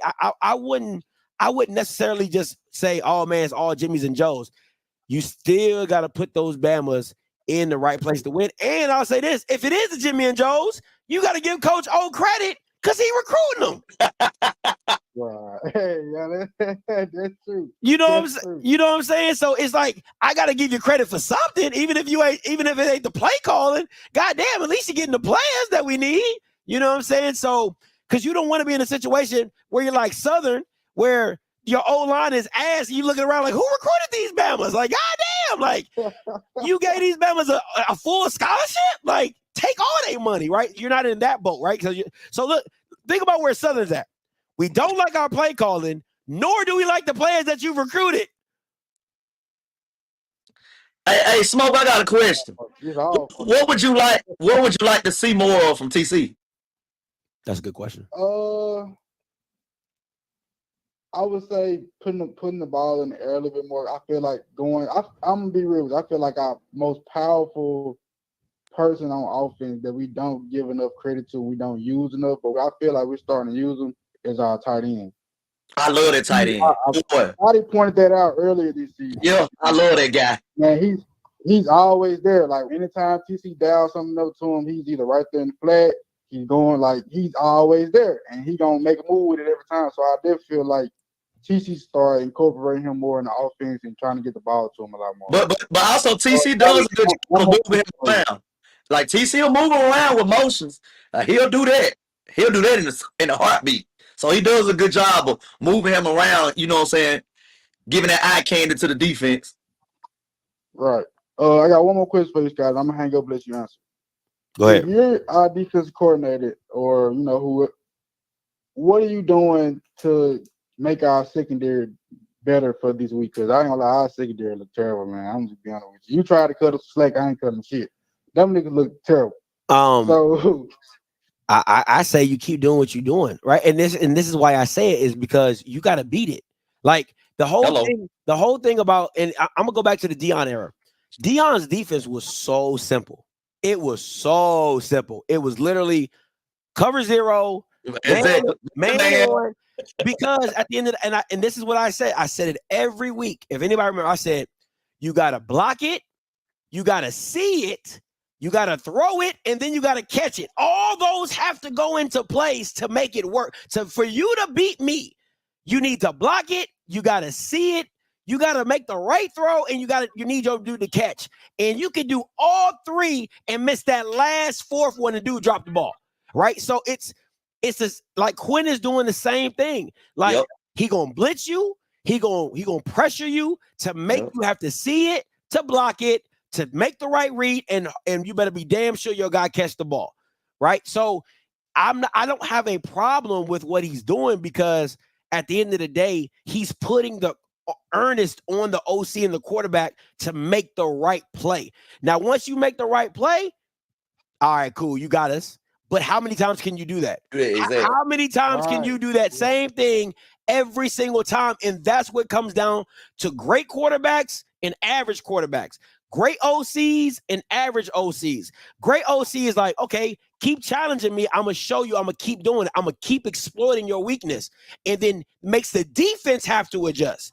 But good DCs make the offense have to adjust and say, damn, ooh, they took that away from us, so we can't do that now. We got to do this. And it makes you uncomfortable. So right now, I would tell Quinn, keep doing what you're doing because they haven't exploited our team yet. And I'll give you a perfect example. And I'll use the Jack State versus South Carolina State. And it's the same thing in the Celebration Bowl. That team lived and died with James Houston. It had all the pieces to play with it, but James Houston was the drink that was the straw that made that drink go. Once I eliminate him and I negated him, now we can play football. Now it's just, hey, we got the time. I can sit back in the pocket because everybody know you can't cover forever. You know what I'm saying? There's only a certain amount of time that a DB can cover. So that's the thing. Right. So for Miles and Grambling, it's the same thing. We got to figure out where the pressure is coming. We got to block it up and give Miles enough time to where the guys can get open and then we can play football. And that's the part where people aren't feeling comfortable. They haven't been able to play football with Jackson State because they haven't had the time that they need because Quinn going to bring it. You don't know when he's going to bring it, but he's going to bring it, right? So it's all those little intricacies to the game. So I don't have a problem with it. What I would have a problem with it, Smoke, is if Grambling exploits it, now you go back to Quinn and say, what you going to do? Because now that's on tape. If I exploit you, I've now put you on tape so everybody else can see, oh, that's how they did it. Now Quinn has to go back to the drawing board and say, okay, how am I going to make this look different now and get better at it? That's how you do that. Got you, bro. That's all I got. Hey, Mike, man, 60,000 in unison, man. Bye. Goodbye. 34, Mr. Sergeant, coming to you. What's up, Mr. Sergeant? Hey, what's going on, man? Nothing chilling. Brother Mike Reed, I'm so happy to see that you are out of debt. That means all that the praying and the fasting I've been doing on this side have been working. Won't he do it? Won't he do it? Won't he do it? Won't he do it? All right. So since we're talking about church stuff,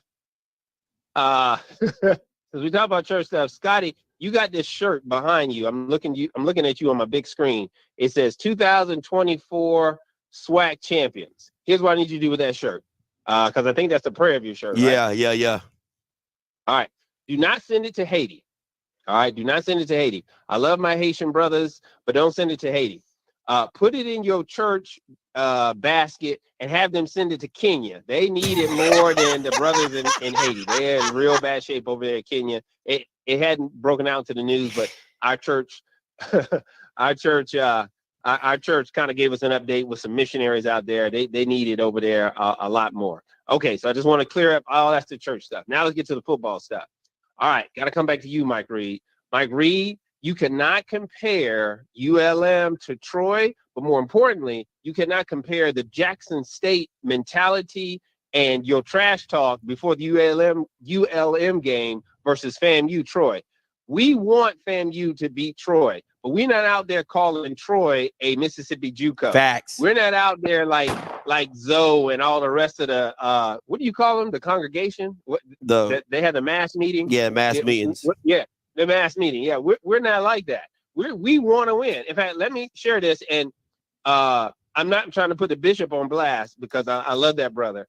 But I sent him a text and I said, hey man, are we really going to lose to both Miami and Troy? He said, I don't think we will beat Miami, but if we beat Troy, the rest of the SWAC is in trouble. That's facts. Right? That's what he said. Now, he may come back and refute all that, and then I'll say, you know what, I was wrong. I'll take it back. But that's what he sent me in text. And I was just like, okay, because the thought of us losing 2 games in a row is just strange because that hasn't been our the way we have been operating since we got to the SWAC. So Mike Reed, all due respect to Jackson State, we didn't come in talking trash like y'all did ULM. We're not doing that with Troy. We would like to beat Troy. We would like to do that. But what tends to happen on these things is when JSU says something, FAMU does that thing. So y'all said we're going to guard the yard, and then we guarded the yard, and we found the SWAC championship in our yard. We won that game. We won the Celebration Bowl. Y'all didn't do it. So y'all saying, hey, we're going to get our first, FBS win. And, so FAMU's like, well, if we can play Troy the way we played USF, the way we played North Carolina, I think we can be successful. I'm not bragging. I'm not talking trash. I want to see us win, but I'm skeptical. A lot of people want to come out 2-2 these last 4 weeks. I would love to come out 3-1, coming home to Alabama A&M. That's a very scary scenario for Alabama A&M. We come off a win from Troy. I'm gonna leave it there, brothers. Appreciate striking you from Sanford, Florida. Peace. Appreciate it. Let me say this. I didn't know this is how Troy's schedule plays out. Let me bring this up. This is gonna blow your mind, Pete. I mean, Mike. Yeah, I'm looking at it right now. Dog. They play ULM after FAMU. Now, this is the crazy thing. This is the crazy thing. And I know this is Jack State, so Diallo, Mr. Bugs, I'm gonna get to y'all real quick, but let me ask Mike this. Okay. If Troy beats FAM, let's say less than a touchdown, let's say 3 touchdowns, whatever, and then they go and demolish ULM. Because if you're using the same premise, that's all I'm taking the same premise that y'all delusional fans use. Man, Scotty, we went for them blow for blow, da-da-da-da. And then ULM goes and beats UAB the way they did. So if FAMU and Troy, I get them props, Scott. I get them props. Okay, I just want to understand. Now, if they get blown out by Troy and then ULM beats Troy, I'm gonna have to sit back and be like, yeah, that's fair, Scott. That's fair. It's not looking too good for October. Yeah, that's fair. I'm just saying, Scott. I'm saying. Yeah, that's fair. That's all I'm saying. That's all I'm saying. Listen, I do believe style makes fights. I do believe that. I do believe style makes fights. I always do. But I'm just using that Powell State logic. That's all I'm saying. Diallo coming to you. What if ULM have a good showing against Texas? Hold on, Diallo. You said what? What if ULM have a good showing against Texas Saturday? What's a good showing? Lose by 10. Oh yeah, I'll give you that. I definitely give you that. Okay. Anything less than 2 touchdowns, I'll give you that. That's a good showing. Big. Yeah, that's a good showing. If they get drugged like Texas been dragging Bamas, then yeah, I'm just gonna. If you gonna say, Scotty, you can't take nothing from that, it's Texas. All right, yeah, whatever. Diallo, come back to you. Peace, brothers. How y'all doing? Mike, Scotty, what's going on? What's going on, bro? Mike Reed, I'm happy for you, brother. You doing good, brother. Stay in the black. You know what I'm saying? Stay in the black, brother. Hey, everybody messing with you about your score, man. You got your credit right. You can't jump back too soon, throwing out the wings out there. So I like your strategy. But I got a football question for y'all. Either one of y'all can go first and ask the question. I feel like McCoy getting hurt last week was a blessing in disguise. It was because I felt. Yes. Huh? It was. I 100% agree with you. I go ahead. I'm sorry. I cut you off. Go ahead. Okay. No. Okay. Yeah, I feel like that was a blessing in disguise for Jackson because I feel like TC, and we giving him credit of calling plays better. I talked about Perry. I talked on Monday on the show with Perry how we gave him hell that first game. But I feel like his play calling has been better. But with McCoy getting hurt, I think we see a totally different offensive attack than what we was able to see with Jacobian, helming the ship with McCoy going out. And I still feel like Jackson State has a huge advantage because ULM, the playbook was bland. Lane College was Lane College. You can beat them with just basic plays, right? And the game plan they wanted to utilize against Southern, the quarterback gets hurt on the second drive. So do you guys think that TC still has a lot of tricks up his sleeves that we haven't seen yet because the quarterback that he had starting last week only played for a series and a half or maybe 2 series max? Go ahead, Mike. Yeah, I think so because, like you said, it's kind of like a blessing in the sky. Now you can tailor in. Now you can zone in on what you're trying to do that benefits Jacoby Morgan's skill set. And plus, we ain't got all that quarterback controversy mess going on in the media or whatever. So it is, like you say, it's a blessing in the sky. What you think, Scotty? I think the blessing in disguise for Jackson was that Cam got hurt. I think Cam getting hurt was the best thing that happened to him because I think he's limited. He limits your offense. He might not limit the explosiveness of your offense, but he limits the dynamicness of your offense. Jacoby and Morgan is the better thrower of the football. And listen, Cameron McCoy could have threw that ball to Landry. I mean, goddamn, like it was literally him, Jesus, Peter, Paul, Joseph. Like it was nobody around him. So Cameron McCoy couldn't have messed that up. But what I think, in honesty, is that if Cameron McCoy stretches the defense in ways that it's like East and West, because you're like, damn, like we can't.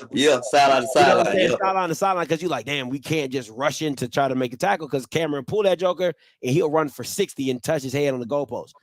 But what Jacobian does is he extends the field north and south, right? So if you do go no safety or whatever, he's the better passer to make those plays down the field. So for me, I think that Jacobian is the more in I think with Cameron, you can really condense the field and really squeeze the field down and make it try and fit what you need it to fit.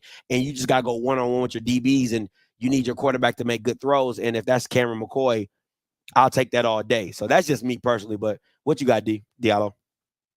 And this is my last question, Scotty, and it's a follow-up basically to everything you said, because everything you said is how I feel. I love Jacoby and I love Cam, but I feel like Jacoby is the better player. I feel like he's the better, you know what I'm saying, a pocket passer. And he can run. He runs better than even a Shador, but he doesn't look to run a lot. So with that being said, and I think we would have got the answer to this question had he not got hurt on Saturday. What is it that TC, what is it in him that TC sees to say, hey, he's going to be quarterback one, and then two, if he's quarterback one in this particular game, how does how does Grambling game plan for him? Because again, you don't have a lot of footage on him. You've seen him running around in that game against Lane, which really doesn't count, and you only seen him, like I said, for 2 series. And almost throw a pick 6. Right, exactly. And that's the part of his game that really scares me. I like the kid, he's super athletic, but with TC being a quarterback, playing at a high level, what does he see in this kid that makes him even, do a shuffle with 2 quarterbacks and not just make Jacoby in the starter? I think I've said it, and Diallo, I'm gonna let you go, man, but appreciate the call though, bro. I think Cam fits what TC is trying to do in this style of offense of just run. Yeah, explosive. Explosive. It's just explosive. And it's like at any point in time, you missed the wrong hole, you missed the wrong tackle, or whatever. It's a touchdown. It can be a touchdown. It can be a 20-yard game. It can be a 30-yard game. It's that for me. So let me say this, because a lot of people say stuff and they really don't understand football. This person said he went 5 wide with Cam. He doesn't with Morgan. He hasn't done it with Morgan. Okay. When people go 5 wide, and when people I already know you're going, Scotty. It's to spread them out. It's to spread them out. So 1, Cam can see it all, and then 2, the lanes are there for him to run. So you usually go for anytime if you see 5 wide in the red zone, 9 times out of 10 it's a QB draw. It's a QB draw because there's usually 5 linemen, 1 linebacker, sometimes no linebacker, because they got him slid out for a zone or whatever to be on that slot guy. So it's literally 5 against 4 or 5 on 5, and it's a QB draw, a QB keep. So that's why you see 5 wide with a guy like Cam. Because I'm telling you, and if you watch the film, which Alabama's do not, go watch his Eastern Michigan film. It is not good. He's not a great thrower of the football, and I don't give a damn what you're talking about. I don't give a damn who's on that coaching staff for Jackson State. They didn't turn that boy over overnight to become no damn Archie Manning. So shut up. Jesus Christ, man. Y'all just out here talking. What you got, Mike? Yeah, but Scott, I'm on the same page with you. Like you said, 5 wide, spread them out. Like when I'm playing NCAA, only time I'm going 5 wide is to spread your ass out, man. Look what he did. oh, he went 5 wide with Jacoby and ran a tunnel screen. Like, that's not a hard throw. Literally, that's all you did. Yeah. He ain't out here. Listen, it's probably, if you go 5 wide with Cameron Morgan, it's either all hitches, all slants, speed outs. It ain't rocket science, man. Yeah. It's not. So for you to be like, oh, he's never done that with Jacoby and Morgan. So? I like what Blue said. I like what Blue said. People are enamored. Yeah. Hold on, show. This is exactly how I feel. That's why it's a competition, because he got on explosive plays. It's kind of like driving a car. When Morgan in the game, it's in tour mode. When Cam come in, it's in sport mode. That's how I see it, Scotty. Period. Eco mode for Jacobian. Yeah. Turbo mode for Cam. Because with Jacobian, we gonna run more clock with him, because we gonna drive the ball down the field, 12, 14 play drive. With Cam, it's kind of like you never know, Scotty. You're gonna get the explosive play. We might go 3, 4 plays down the field. You never know. All right, Mr. Bugs, coming to you. Brother Scott, how you doing, brother? Doing all right, man? I'm doing good, Mr. Bugs. How about y'all? Man, doing just fun over here listening to my brother Mike. Mike, how you doing? You doing Hey, man. Life's good right now. Hey, but I see you smiling on the screen, big dog. But you living good, baby. Your credit is A+, brother. The government stopped giving you a phone call, Colombo collection calls and all that. You still your destination, big dog. I tell you, man. Hey, word of wisdom. If you have a partner in crime to my left, because I'm looking at the screen, man, Scotty, and you know it, things get bad. 1 week, that can turn around real quick. So be humble right now. So I want to let you know if you have a friend in me.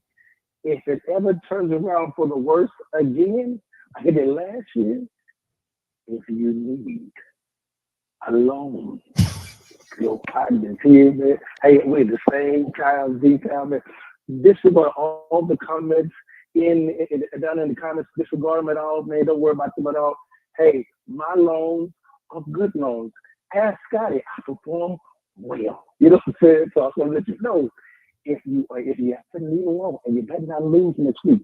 If you need a loan, hey, I'm right here, man. Scotty, man, love you big time, Mike. As the psalmist said in Disney, or whatever it was, you got a friend in me. Toy Story. That's Toy Story. Yeah. DreamWorks. Pixar. Come on, Pixar. If you need a loan, let me know. All right, guys. Have a good night, guys. Appreciate it. I appreciate it. Yeah, it's Pixar. Yeah. What? Every time you send me a request, it's like I'm playing. You want me to play in the game or playing NBA 2K.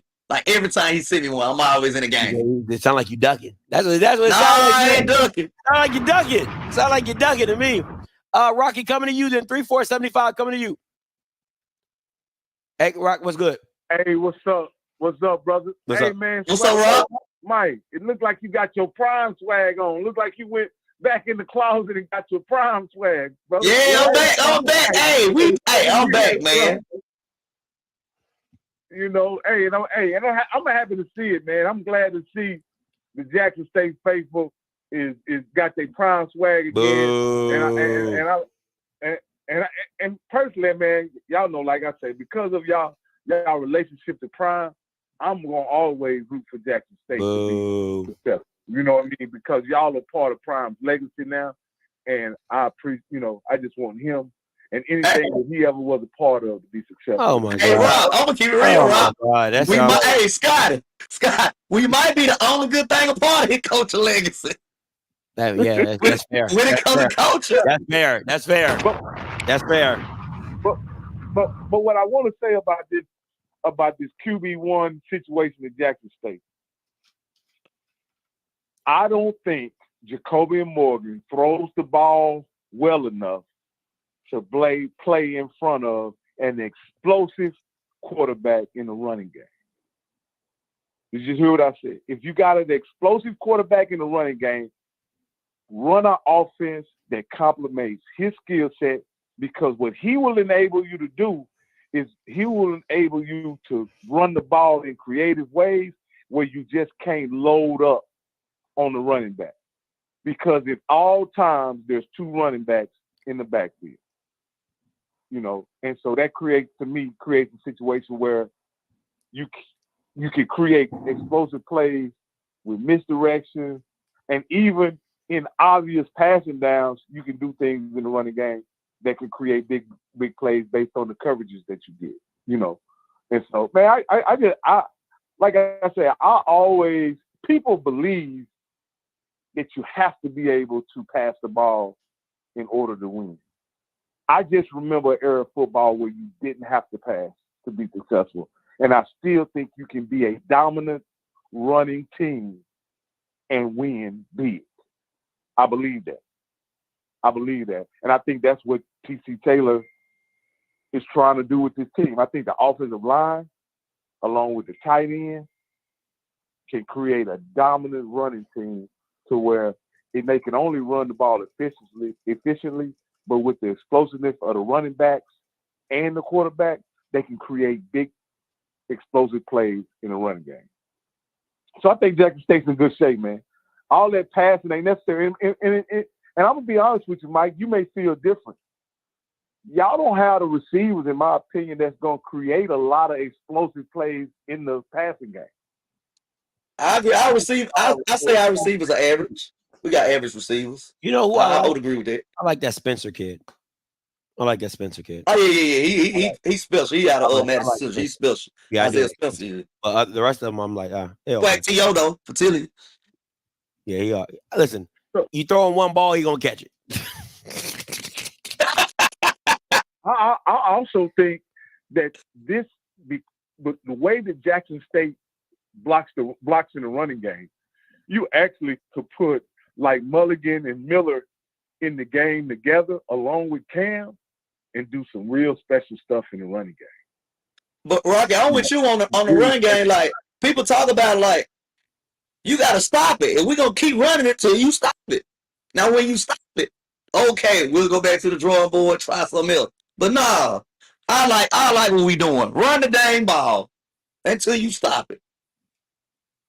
That's the name of the game, Scotty. Can you stop the run? If you could have that option attack where you could fake it inside the inside zone with one of them and have the other one come back around and threaten with the option to the perimeter to the other side, man. Yeah, like a 4-2 fake 37 option. Y'all got along with that running quarterback, man. Y'all just really, it's just, what I've seen so far, it's just y'all at the very beginning of what could be an explosive, dominant running game. I could agree with that. I hope T.C. Taylor goes down that road because I think and I'm just gonna be honest with you, bro. In the 3 years that I've watched, in the 4 years that I've watched SWAC football, passing the ball just ain't. Not very many guys can just throw the ball to victory. Like Akil Glass, Shador, maybe Miles Crawley can do it. I'm not sure. He's also through Grambling out of some games. So there's not just many guys that can throw you into and win your football game. Now, if you got a guy like Richardson at the helm, yeah, you trust him to throw you into a game. Yeah. But not very many guys in the SWAC, be honest with you, can throw you into a victory. Matter of fact, they throw away more games than they win, in my opinion. But hey, man, it's always good talking to you brothers, man. I got to get back to work. Hey, appreciate it, Rob. No problem, man. Listen, I agree. Go ahead. Oh, why eat potted meat when you can eat steak? Why eat what? Potted meat when you can eat steak. Pod meat? Potted meat. You know they come in a can, potted meat. Potted meat? You ain't from the South. You don't like why can't you just say spam? Scott ain't no damn spam. That's in a can. Why you just say instead of you don't want to eat spam, eat steak? Like I would have got that joke. I'm like potted meat. What is potted meat? I'm from the country. We used to have potted meat. Powder or powder? Potted meat. Like spell it, because I can't understand what you're saying. Potted meat. Potted. Potted meat. Why you know potted meat? Why would meat be potted? That doesn't make any sense. Look it up. Look up potted meat. You never heard of potted meat? Oh my God! People in the chat that heard of it. Oh, it's like Spam. It's not like Spam. It looks like Spam. Is that the one with No, it's Vienna? not like Spam. Is that the Vienna sausages thing? No, it ain't. No, it ain't Vienna sausage. Oh no, I ain't never been that broke. I ain't never been that. I ain't even gonna hold you. I've never been that broke. Somebody say that's a real Southern cuisine. Yeah, I ain't never been that broke. So listen, you by yourself with that. you by yourself with that one. I'm just like, yeah. I listen. That is not my testimony. Okay, that is not my testimony. I would have never. I would never. Get you some potted meat and some crackers and scoop it up. Take the cracker, scoop up the potted meat out the can. Boy, that's some beef right there, man, when you got much. For real. I'm looking at this. I'm like, the fact that it's called armored potted meat, that just sounds nasty. Armored is the brand. Yeah, that just sounds nasty. Armored is the brand, Armored Acreage.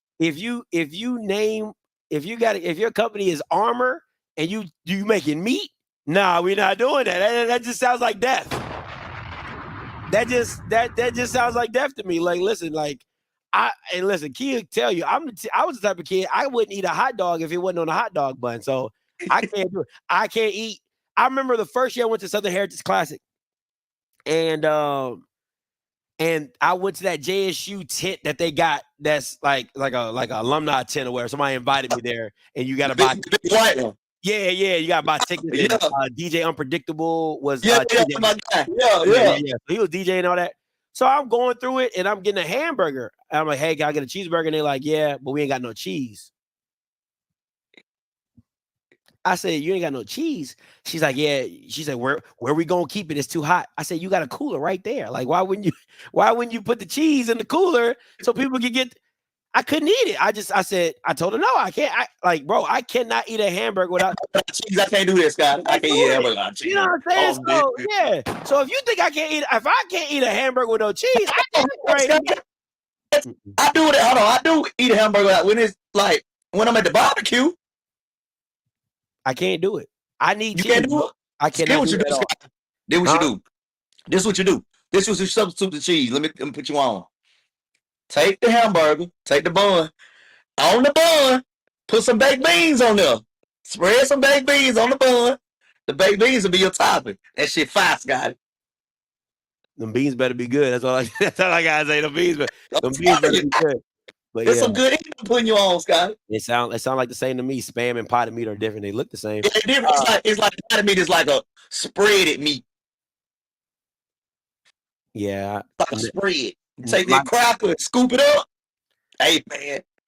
Me nor my kids have ever been that broke. So yeah, I'm just keeping it a bug with you. Now, my mom probably knows something about this because she eat meat like that. Like, she eat that. Yeah, I'm sure your mom probably know about that potted meat. Yeah, me? Nah, never. Not never. Never, ever. Don't ever bring that to my house. I've been ever seen it in my cabinet. 3475 coming to you.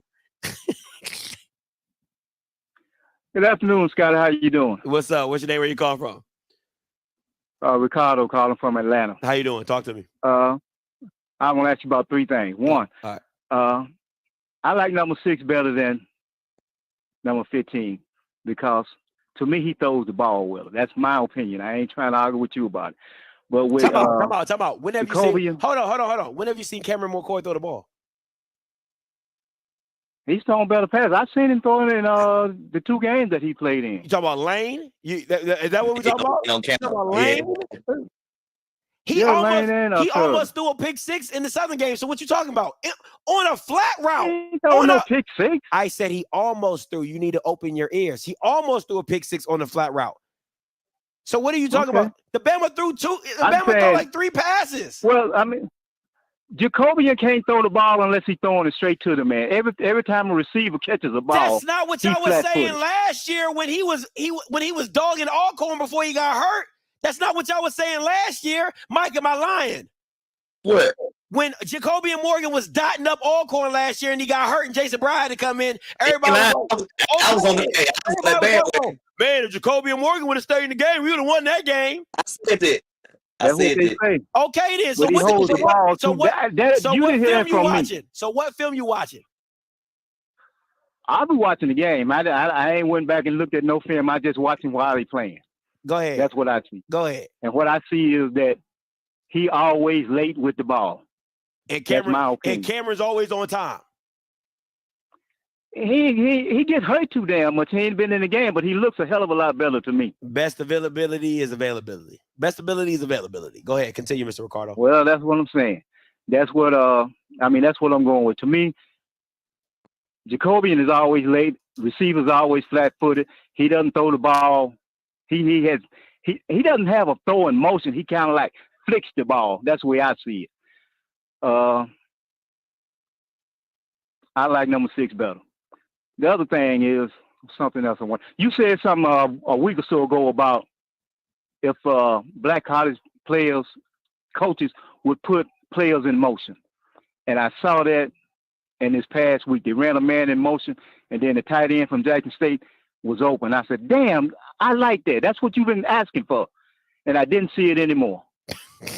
And I was kind of upset about that. I mean, they really, if I'm being honest, they really didn't have to do a lot of motion. But I agree with you saying, Mr. Ricardo, with the motion opening up the tight end because it gets your eyes away from where the play is supposed to, where the play was going, and they open it up. But if I'm being honest, Jackson didn't really have to do motion because they just straight manhandle them. So it's like if you couldn't stop it, what we was doing, I don't need the eye candy. You just can't stop it. Okay.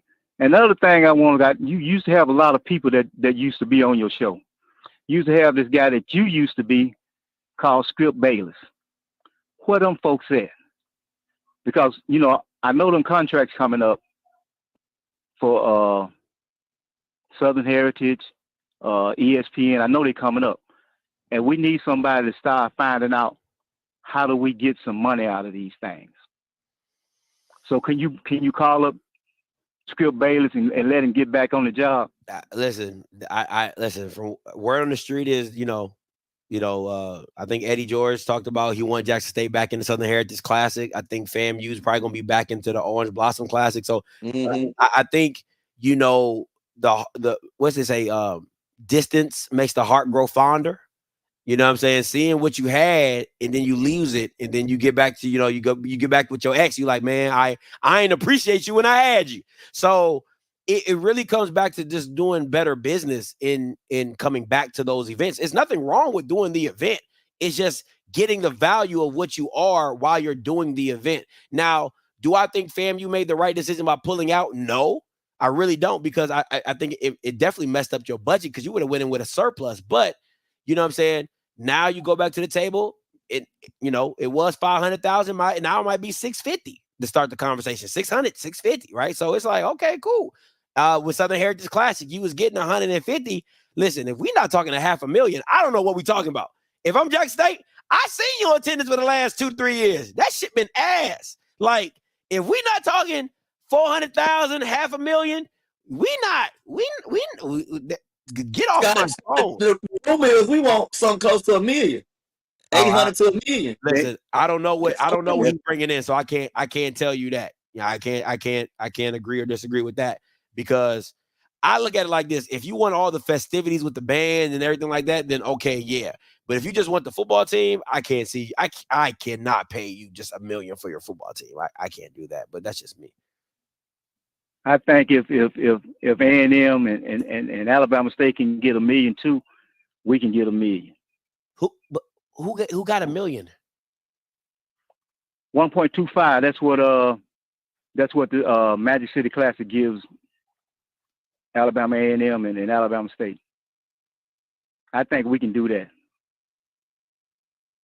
I think we should ask for that. But that money is coming from different entities. It's not just coming from the promoter. That money's coming from the city council. It's coming from the city members. It's coming from the promoters. And if I'm being honest, they're not even getting their value for that. You know what I'm saying? They should definitely be in the $4 to $5 million range, if I'm being honest, for just that alone. So to me, it's like, if you want, I look at it like this. if the Southern Heritage Classic wants Jackson State, the city of Memphis needs to get on board to partner with the Classic to pay Jackson State its value to bring the business that it brought. So they got it. We talking about FedEx. They got the money. I get you. So yeah, I get what you're saying. Like, so they need to make it work. Like they need to make that work. Yeah, like that's what you're saying. The city needs to intervene. Yeah, like the city need to get involved and bring the money as well. Because if you're just asking the promoter to give you $1 million, to me that's tough. Like you know what I'm saying? That's tough. Just you want me to give you $1 million? I'm not saying like at the end of the day, he is taking all the risk. I want to be very clear with that. So, people like if you don't own your own business, you don't understand what taking that risk looks like. I gotta pay you $1 million regardless of what I'm able to bring in. You get what I'm saying? So that aspect, you have to look at the promoter. This is not a game that you control or anything like that. Now, what will make more sense is to make the game a home and home. Just tell Eddie George the same what y'all do for Grambling and Southern. Just do it for Tennessee State as an out of conference game every other year. That would be a lot better, if I'm being honest. No, Scotty. They gonna get money off us. Hell no. Everybody is going to get money. That's how the game works. The home and home. You get a year where you get the money. They get a year where they get the money. We ain't giving you Bama's nothing. So anyway, I deal with that one. At the end of the day, I look at it like business is business, and they need to get the city of Memphis involved to add towards whatever Jack State is deciding to bring or whatever, because they got the tourism money, they got the recreational money. Just give it to them. It's the same thing with Match City Classic. Match City Classic had to go down to I think like the county of Birmingham or whatever, the commissioner, Jefferson County or whatever, to add $500,000 to $1 million for both teams to make it feasible for them, right? They just gave Memphis unlimited NIL money. Yeah, so Feds got it is what it is. You know what I'm saying? So at the end of the day, you gotta make it make sense for both sides of the token. But I don't know. It is at the end of the day, it's something you got to figure out, something that it has to make it work, and make it do what it do. That's just me. Put your hat back on, Scott. I need you to put your hat on so you can put a little bit more fire up under them folks. I'm gonna do some research. I promise you. I appreciate it. All right, man. No problem. Appreciate it, Mr. Have Ricardo. a good one. Hey, Scott, let me say this, Scott. This how you know that, like you say, swag people are not football fans. Jacoby Morgan has been, like Blue said, I was going to bring it up. Blue beat me to it. 70% pass completion rate. That shit ain't easy. 14 touchdowns, 2 turnovers. And one of them, one of them hit off the receiver hand. Scotty, what more do you want from this guy? I don't get it, bro. Turn the ball over. When Shador was doing that, everybody was like, "Oh my God, 70%." Remember they was writing the rate about 70% completion rate. Shador, like, give Jacoby Morgan the same energy. I'm taking any quarterback that throwing 70% and ain't turning the ball over. Come on, you playing him.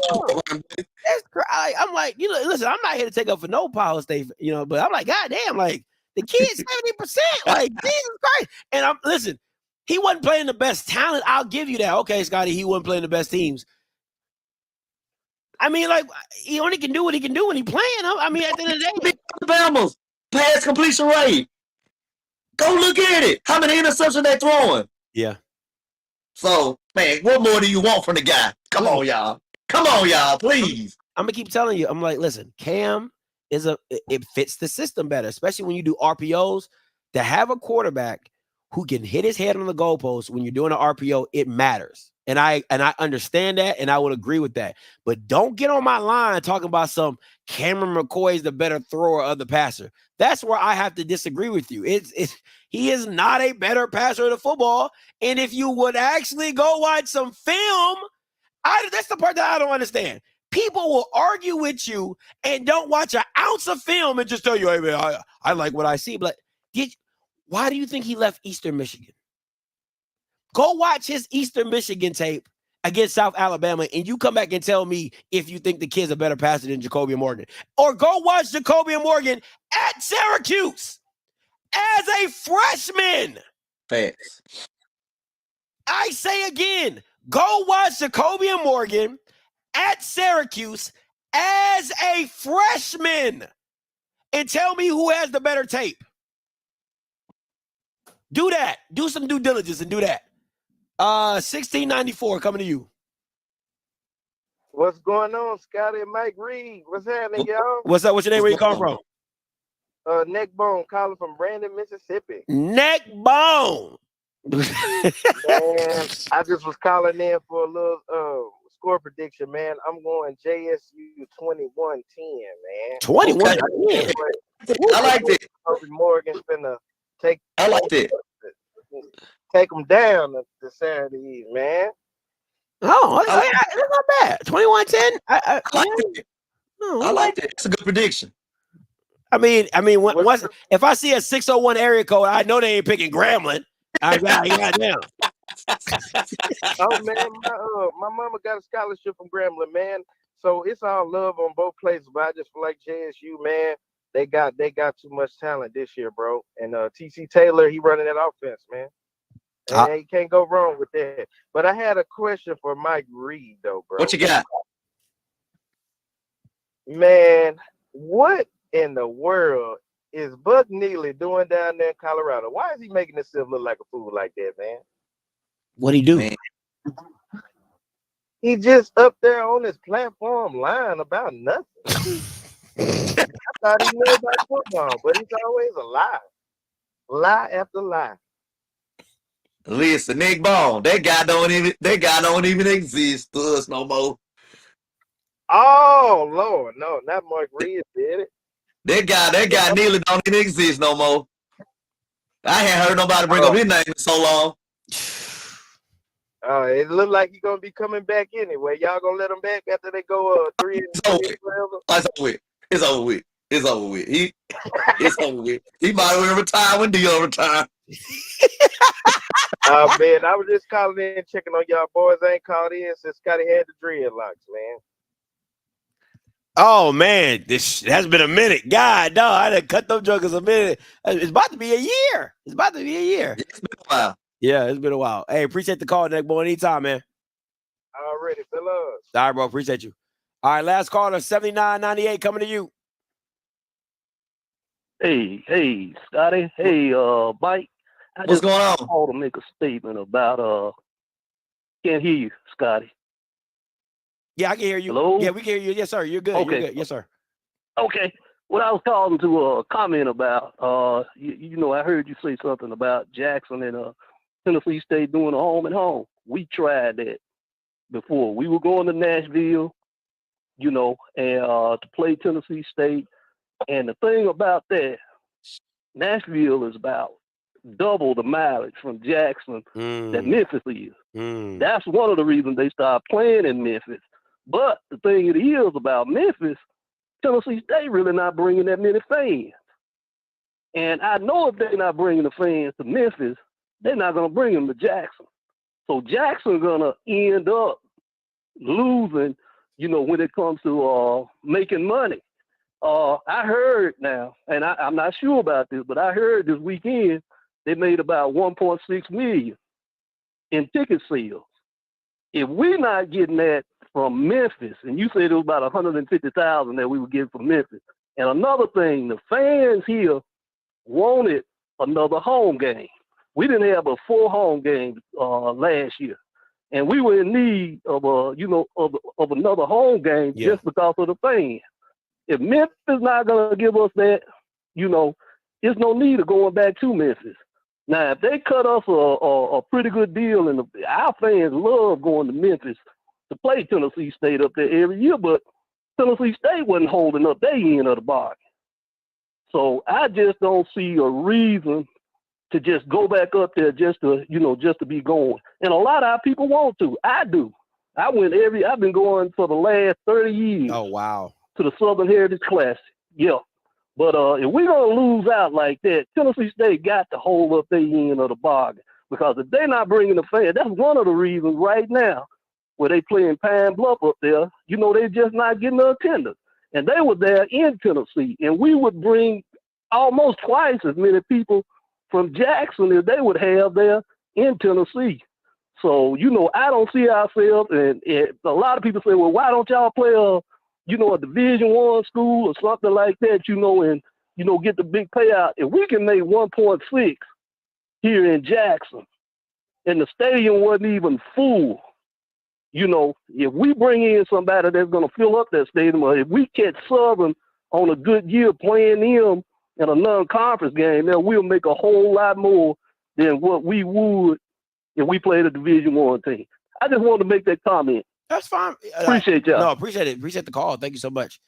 Let me say this. Hey, Scott, Tennessee State don't even bring people to their home games. That's why I say they home to home. The mindset that HBCU football fans have is distorted. I'm gonna keep saying that it is so distorted because in the landscape of college football, you are the only people who think like that. Nobody, and listen. I'm from Maryland. I have University of Maryland. I love the University of Maryland. At no point did we expect Duke to bring fans to Maryland. We know they're going to show up, but we don't expect them to come. That is only in the landscape of HBCU where you expect your opponent to bring fans. I do not understand it. It is not their job to make y'all ass money.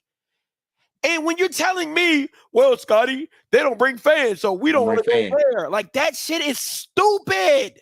We can make that money ourselves. It's dumb. That's what I'm referring to, Scott. I'm referring to making money ourselves. I get what you're saying now. Yeah. I get because listen, you know, it's a postman going around saying it say something like Dion ruined the Southern Heritage Classic. No, he didn't. He exposed them for not paying us. Yeah. So what you telling me? You want us to go all the way to Memphis for a measly $300,000 and pay our own expenses, paying for travel, paying for buses, paying for the hotel, paying to bring the boom. Yeah. So we really went grow somewhere probably like 100,000, Scotty. Yeah. So you want us to do that? And to me, it's like listen, you get what you like. Your value is what you feel. Listen, it's nothing wrong if Jackson State says, hey, we want $2-3 million for the game. There's nothing wrong with that. I don't have no problem with you asking that. My issue is then that goes back to the promoters. Is Jackson State worth that? Because again, if you own your own business, you have to look at the bottom line.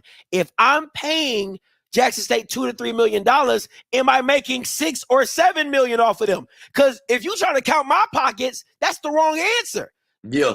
That's the wrong answer. You get your value, and it's up to the promoter to pay you what you feel you deserve. If he tells you, I'm not paying you $2 to $3 million, then just do your own thing. But the mindset that HBCU fans have is absolutely dumb as hell. Like, it bothers me. When you went to the TCU game, did you see a whole side of fans of Central Florida, or did you see a section? Yeah, a little section. A little section. You saw purple and white everywhere, and you saw a little green and black and gold right there. That's how it works at college stadiums. It is your home stadium. It's for you to make it feel like you don't want to be here. Like, when you go to another team stadium, it's like, damn, why the are we here? I hate coming here. Like, they're going to get loud. They're going to say this. They're going to do this. They're going to do that. No, your mindsets are warped. It is warped, and you got to let that shit go. If that's the reason why. That Southern Heritage class has never been beneficial for Jackson State. Because when I was in grad school at JSU, one of my instructors was the associate athletic director, Darryl Woods. Yeah. He hated the Southern Heritage class, Scott, because they weren't making no money. He hated it. He was trying to get out of it so bad, but the alumni stuck in their ways. Yeah. But I mean, I enjoyed it. It's like, listen, let me tell you it's a good time now, Scott. It's a really good time. I just want Jackson State to get whatever value they feel they need to get. What's the purpose of your program and make no money? Yeah, you know what I'm saying? So to me, like, because my first year traveling in the SWAC, the first year I came after the COVID, I went to the OBC and I was like, It's that 7-6 game. I was like, okay, this cool. I mean, it's all right. It's all right. Yeah, but it The ain't next Memphis. week, I went to the Southern Heritage Classic. I was like, oh, this is dope. I like this. This is, I mean, it was a vibe. Tailgates everywhere, RVs everywhere. I'm like, they say black people ain't got no money. Shit. These RVs expensive as hell out here. TVs, tents, pop-up tents, 3, 4, 5 smokers. I said, this is crazy. You got the Mississippi tailgate boys. They doing it big out there. Like, that was HBCU football. I'm like, oh, this is amazing. I feel like the kid, like on the Incredibles, I don't know, looking for something amazing, I guess, right? I loved it. I was like, oh, this shit is fire, right? Key loved it. And she don't love nothing about Jackson, but she loved the Southern Heritage Classic. She loved it, right? So what I'm saying is I don't have a problem with you enjoying the event. Just get the value for yourself. Yeah, you got to make some money. This college football. You got to make some money, enjoy bro. the event. So if you feel you're worth $2-3 million, if they got to double your payment from home to get you to come, I'm fine with that. Get your money. But the mindset that you guys have of, oh man, they're not bringing in your fans to that's the wrong mindset. You should have the mindset to fill your own stadium to make people feel like, damn, like, why do we got to go to Jackson? Jesus Christ, it's going to be 50,000 people in that joker yelling and screaming and OJ State and you don't want to hear that. When I know half y'all Bama's watched the Colorado-Nebraska game. I ain't seen no black and gold in them stands. That shit was red and white everywhere. I bet the N-word was flying left and right up in that joker. So that's what a hostile environment is. And that's why I keep trying to explain to y'all. Y'all can say 30,000 or whatever. FAMU's 12 to 15,000 stadium or 18 or 19 that is completely FAMU it will always be better, in my personal opinion, than a half-filled stadium with 32,000 people in it. I'm sorry. It just is. That is college football in my mind. When I walk into your home stadium and I look up and I see nothing but orange in the They ain't got the boom. They ain't got the boom though, Scott. In the far end zone is a little slither of purple. That's always gonna that's always gonna hit more of this is college football than half of a stadium being filled and the other half completely empty. Like, no. And let's be real. I've been to y'all whack ass games. Y'all don't do shit unless you score. So all that 32,000 don't mean shit when you're not doing nothing. Y'all be the quietest ninjas in the planet. You can hear a pin drop at Jackson State when you're not scoring, when you losing. I'm telling you, I've experienced it. There's nothing you can tell me. I've experienced it on both sides. I experienced it at the Soul Bowl. I experienced it at the Celebration Bowl. You guys don't do shit unless you're scoring or a big play. This is what y'all sound like. Y'all sound like black comedians at a comedy club. Giggle, giggle, giggle. The joke here, I'm not lying. I am not lying. Unless the boom is playing. Win or lose, the boom on Frank Scott. Unless the boom is rocking, or unless you guys are winning, or you score a touchdown, that's the only. Y'all don't say defense. Y'all don't say nothing. I've been to the Southern Heritage Classic. I've seen y'all operate. I've been to the Celebration Bowl. I've seen y'all operate. I've been to y'all home game. I've seen you operate. You are not an in-tuned fan base. You're not. You're not. Unless the band is playing a song or the DJ is playing something to make you go like this and everybody up there shaking their ass. That's it. At least FAMU, they yell defense. Let's go. They are in tune with the game. They are. Their announcer makes them get up for third down. You hear them yell. You hear them yell defense. So every third down he on now about the dark side defense. But you don't do every third down. Say something about the dark side defense. The crowd does not get involved. I've been to your crowd. They don't get involved, Mike. You're lying. This ain't something I've heard. It's something I've seen. I've been in the stands. Don't turn down every third down. Don't turn down. Don't the announcer say it's third. Give it up for the dark side defense. It's third down. Am I correct, You Zoe? don't make Am I any correct, Zoe? noise. You don't Zoe, make am I any. correct?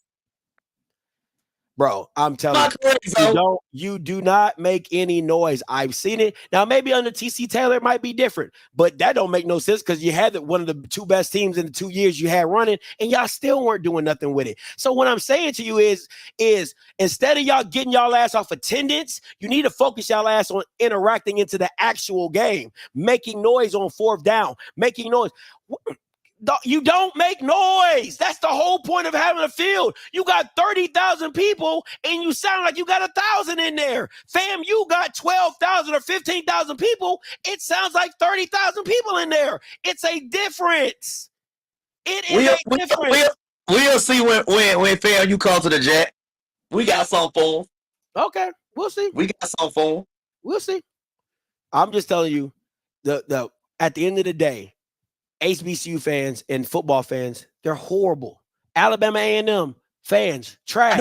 I agree with that statement, Scott. I agree overall. Yeah, they're trash. Like, y'all don't understand. You literally come watch the game like you're watching a movie, and that's not what football is about. It's not. You're just as a home field crowd. You're supposed to be the interaction into the game. You're supposed to be the 12th man. Like it's supposed to be, but black people don't understand that. And it's crazy to me because you'll take your ass to LSU and you'll scream and yell. You'll take your ass to Alabama, you'll scream and yell. You'll take your ass to Auburn, you'll scream and yell. You'll take your ass to Georgia, you'll scream and yell because you know why? You do as the Romans do. That's why you don't want to be the only black person sitting in the sea of white, sitting like this, and everybody else up and yelling, "Oh, get loud!" Come on, man, stop it. Hey, Scott is correct to a certain degree now. He cooking. He cooking to a certain degree. What's up, Zoe? Now look, I'm gonna be the first one to give you the gospel when you're talking about this. Now, Scotty, for the most part, is telling the truth. But and I have to say this. He's telling the truth. But I have to give, and we actually said it on the program, I had to shot. I've been the biggest advocate of stating, our, game day experience and the fans got to get better. But I have to come to their defense. Look, if they foul and they ain't doing it, they ain't doing it. But we said it. At ULM, our fans were engaged. They yelled defense the whole entire game. They were engaged. It was the best I've seen them in decades. I got to keep it a book.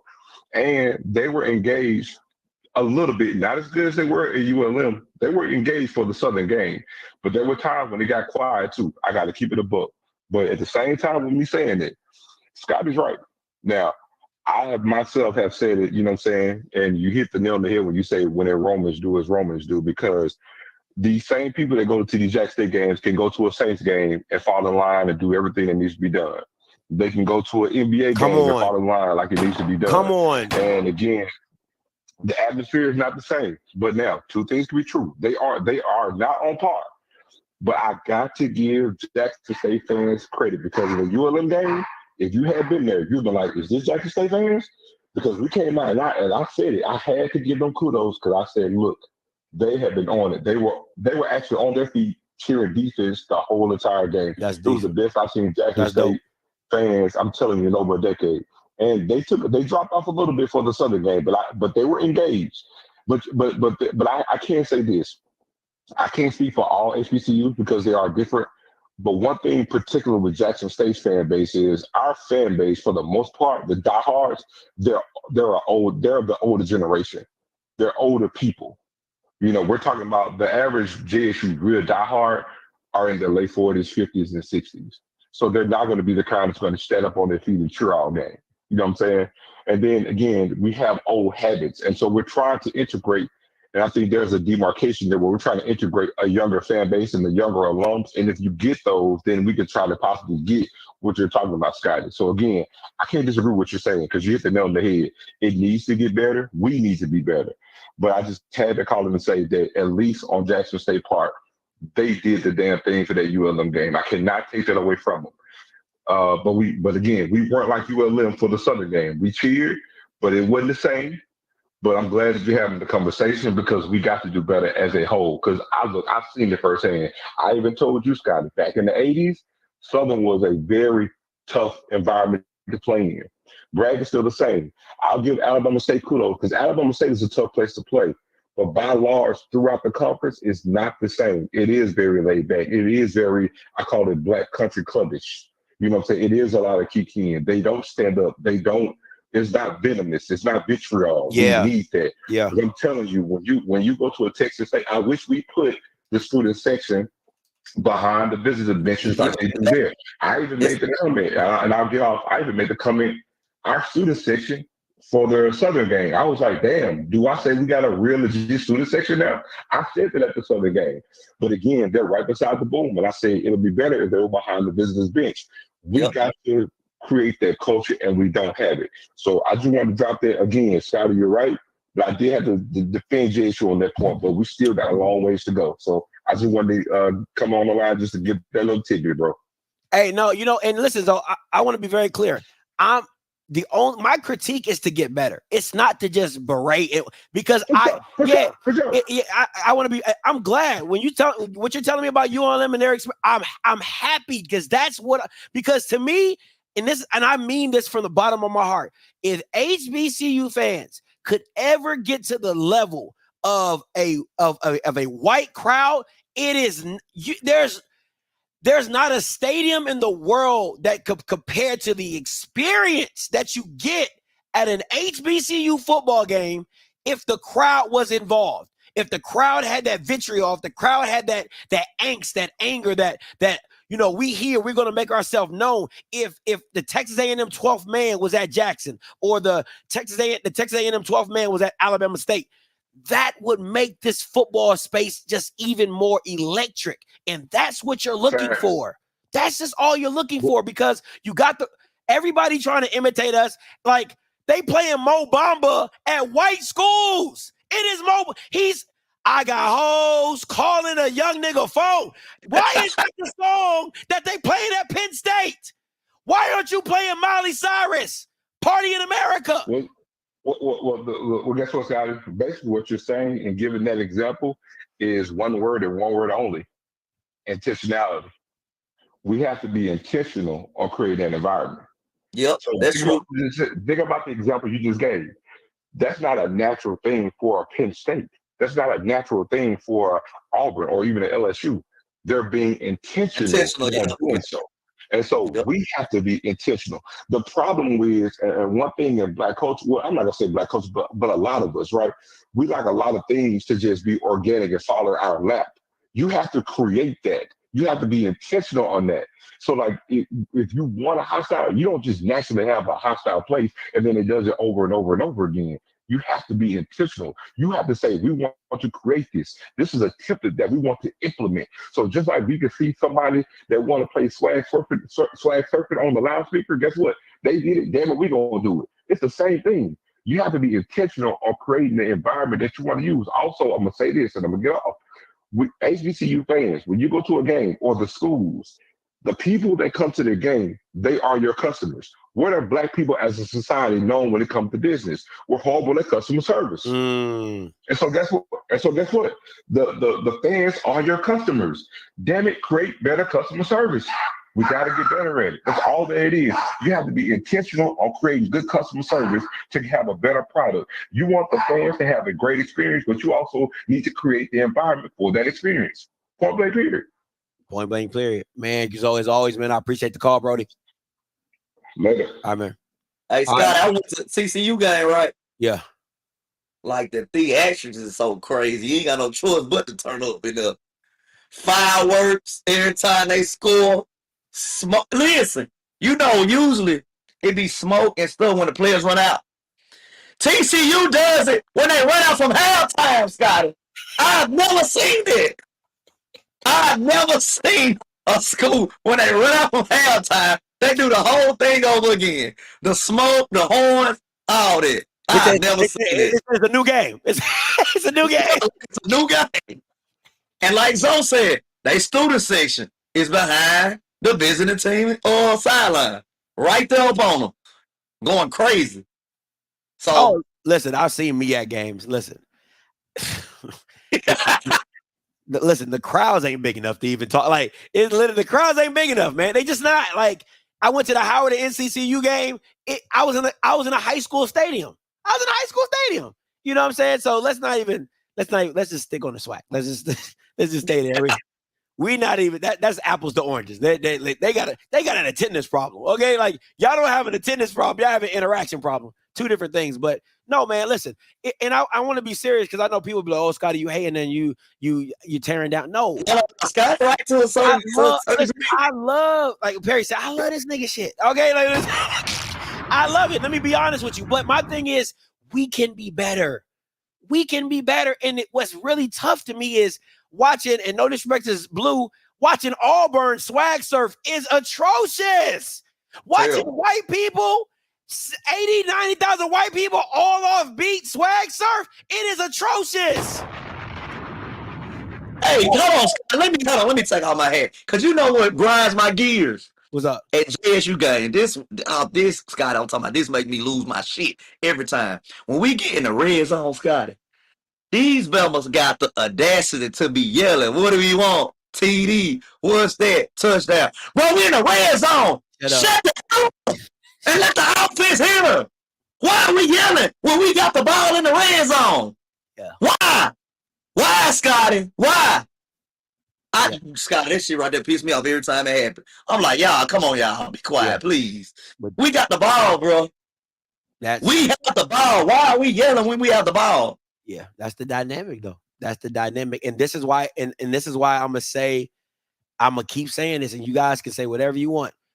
The bands, for me, for the interaction to get to where it used to be in the 90s and 80s, the band has to be able to play all the time. The band should be just allowed to play whenever, however, just it's their crowd noise. Like, we don't have 80,000 people in the stands. We don't have 90. We don't have 110 people at Ann Arbor, right? So you have a band. So why not let the band supplement for the crowd noise and play? Let the band play whenever, however, how long, whatever. Oh,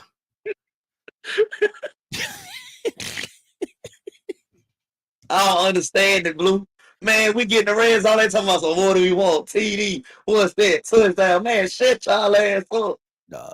Yeah, so if you shut up, maybe we'll get a touchdown. That's my thing, man. Just scrap it. And this is what I'm saying. Like, for me, it's like,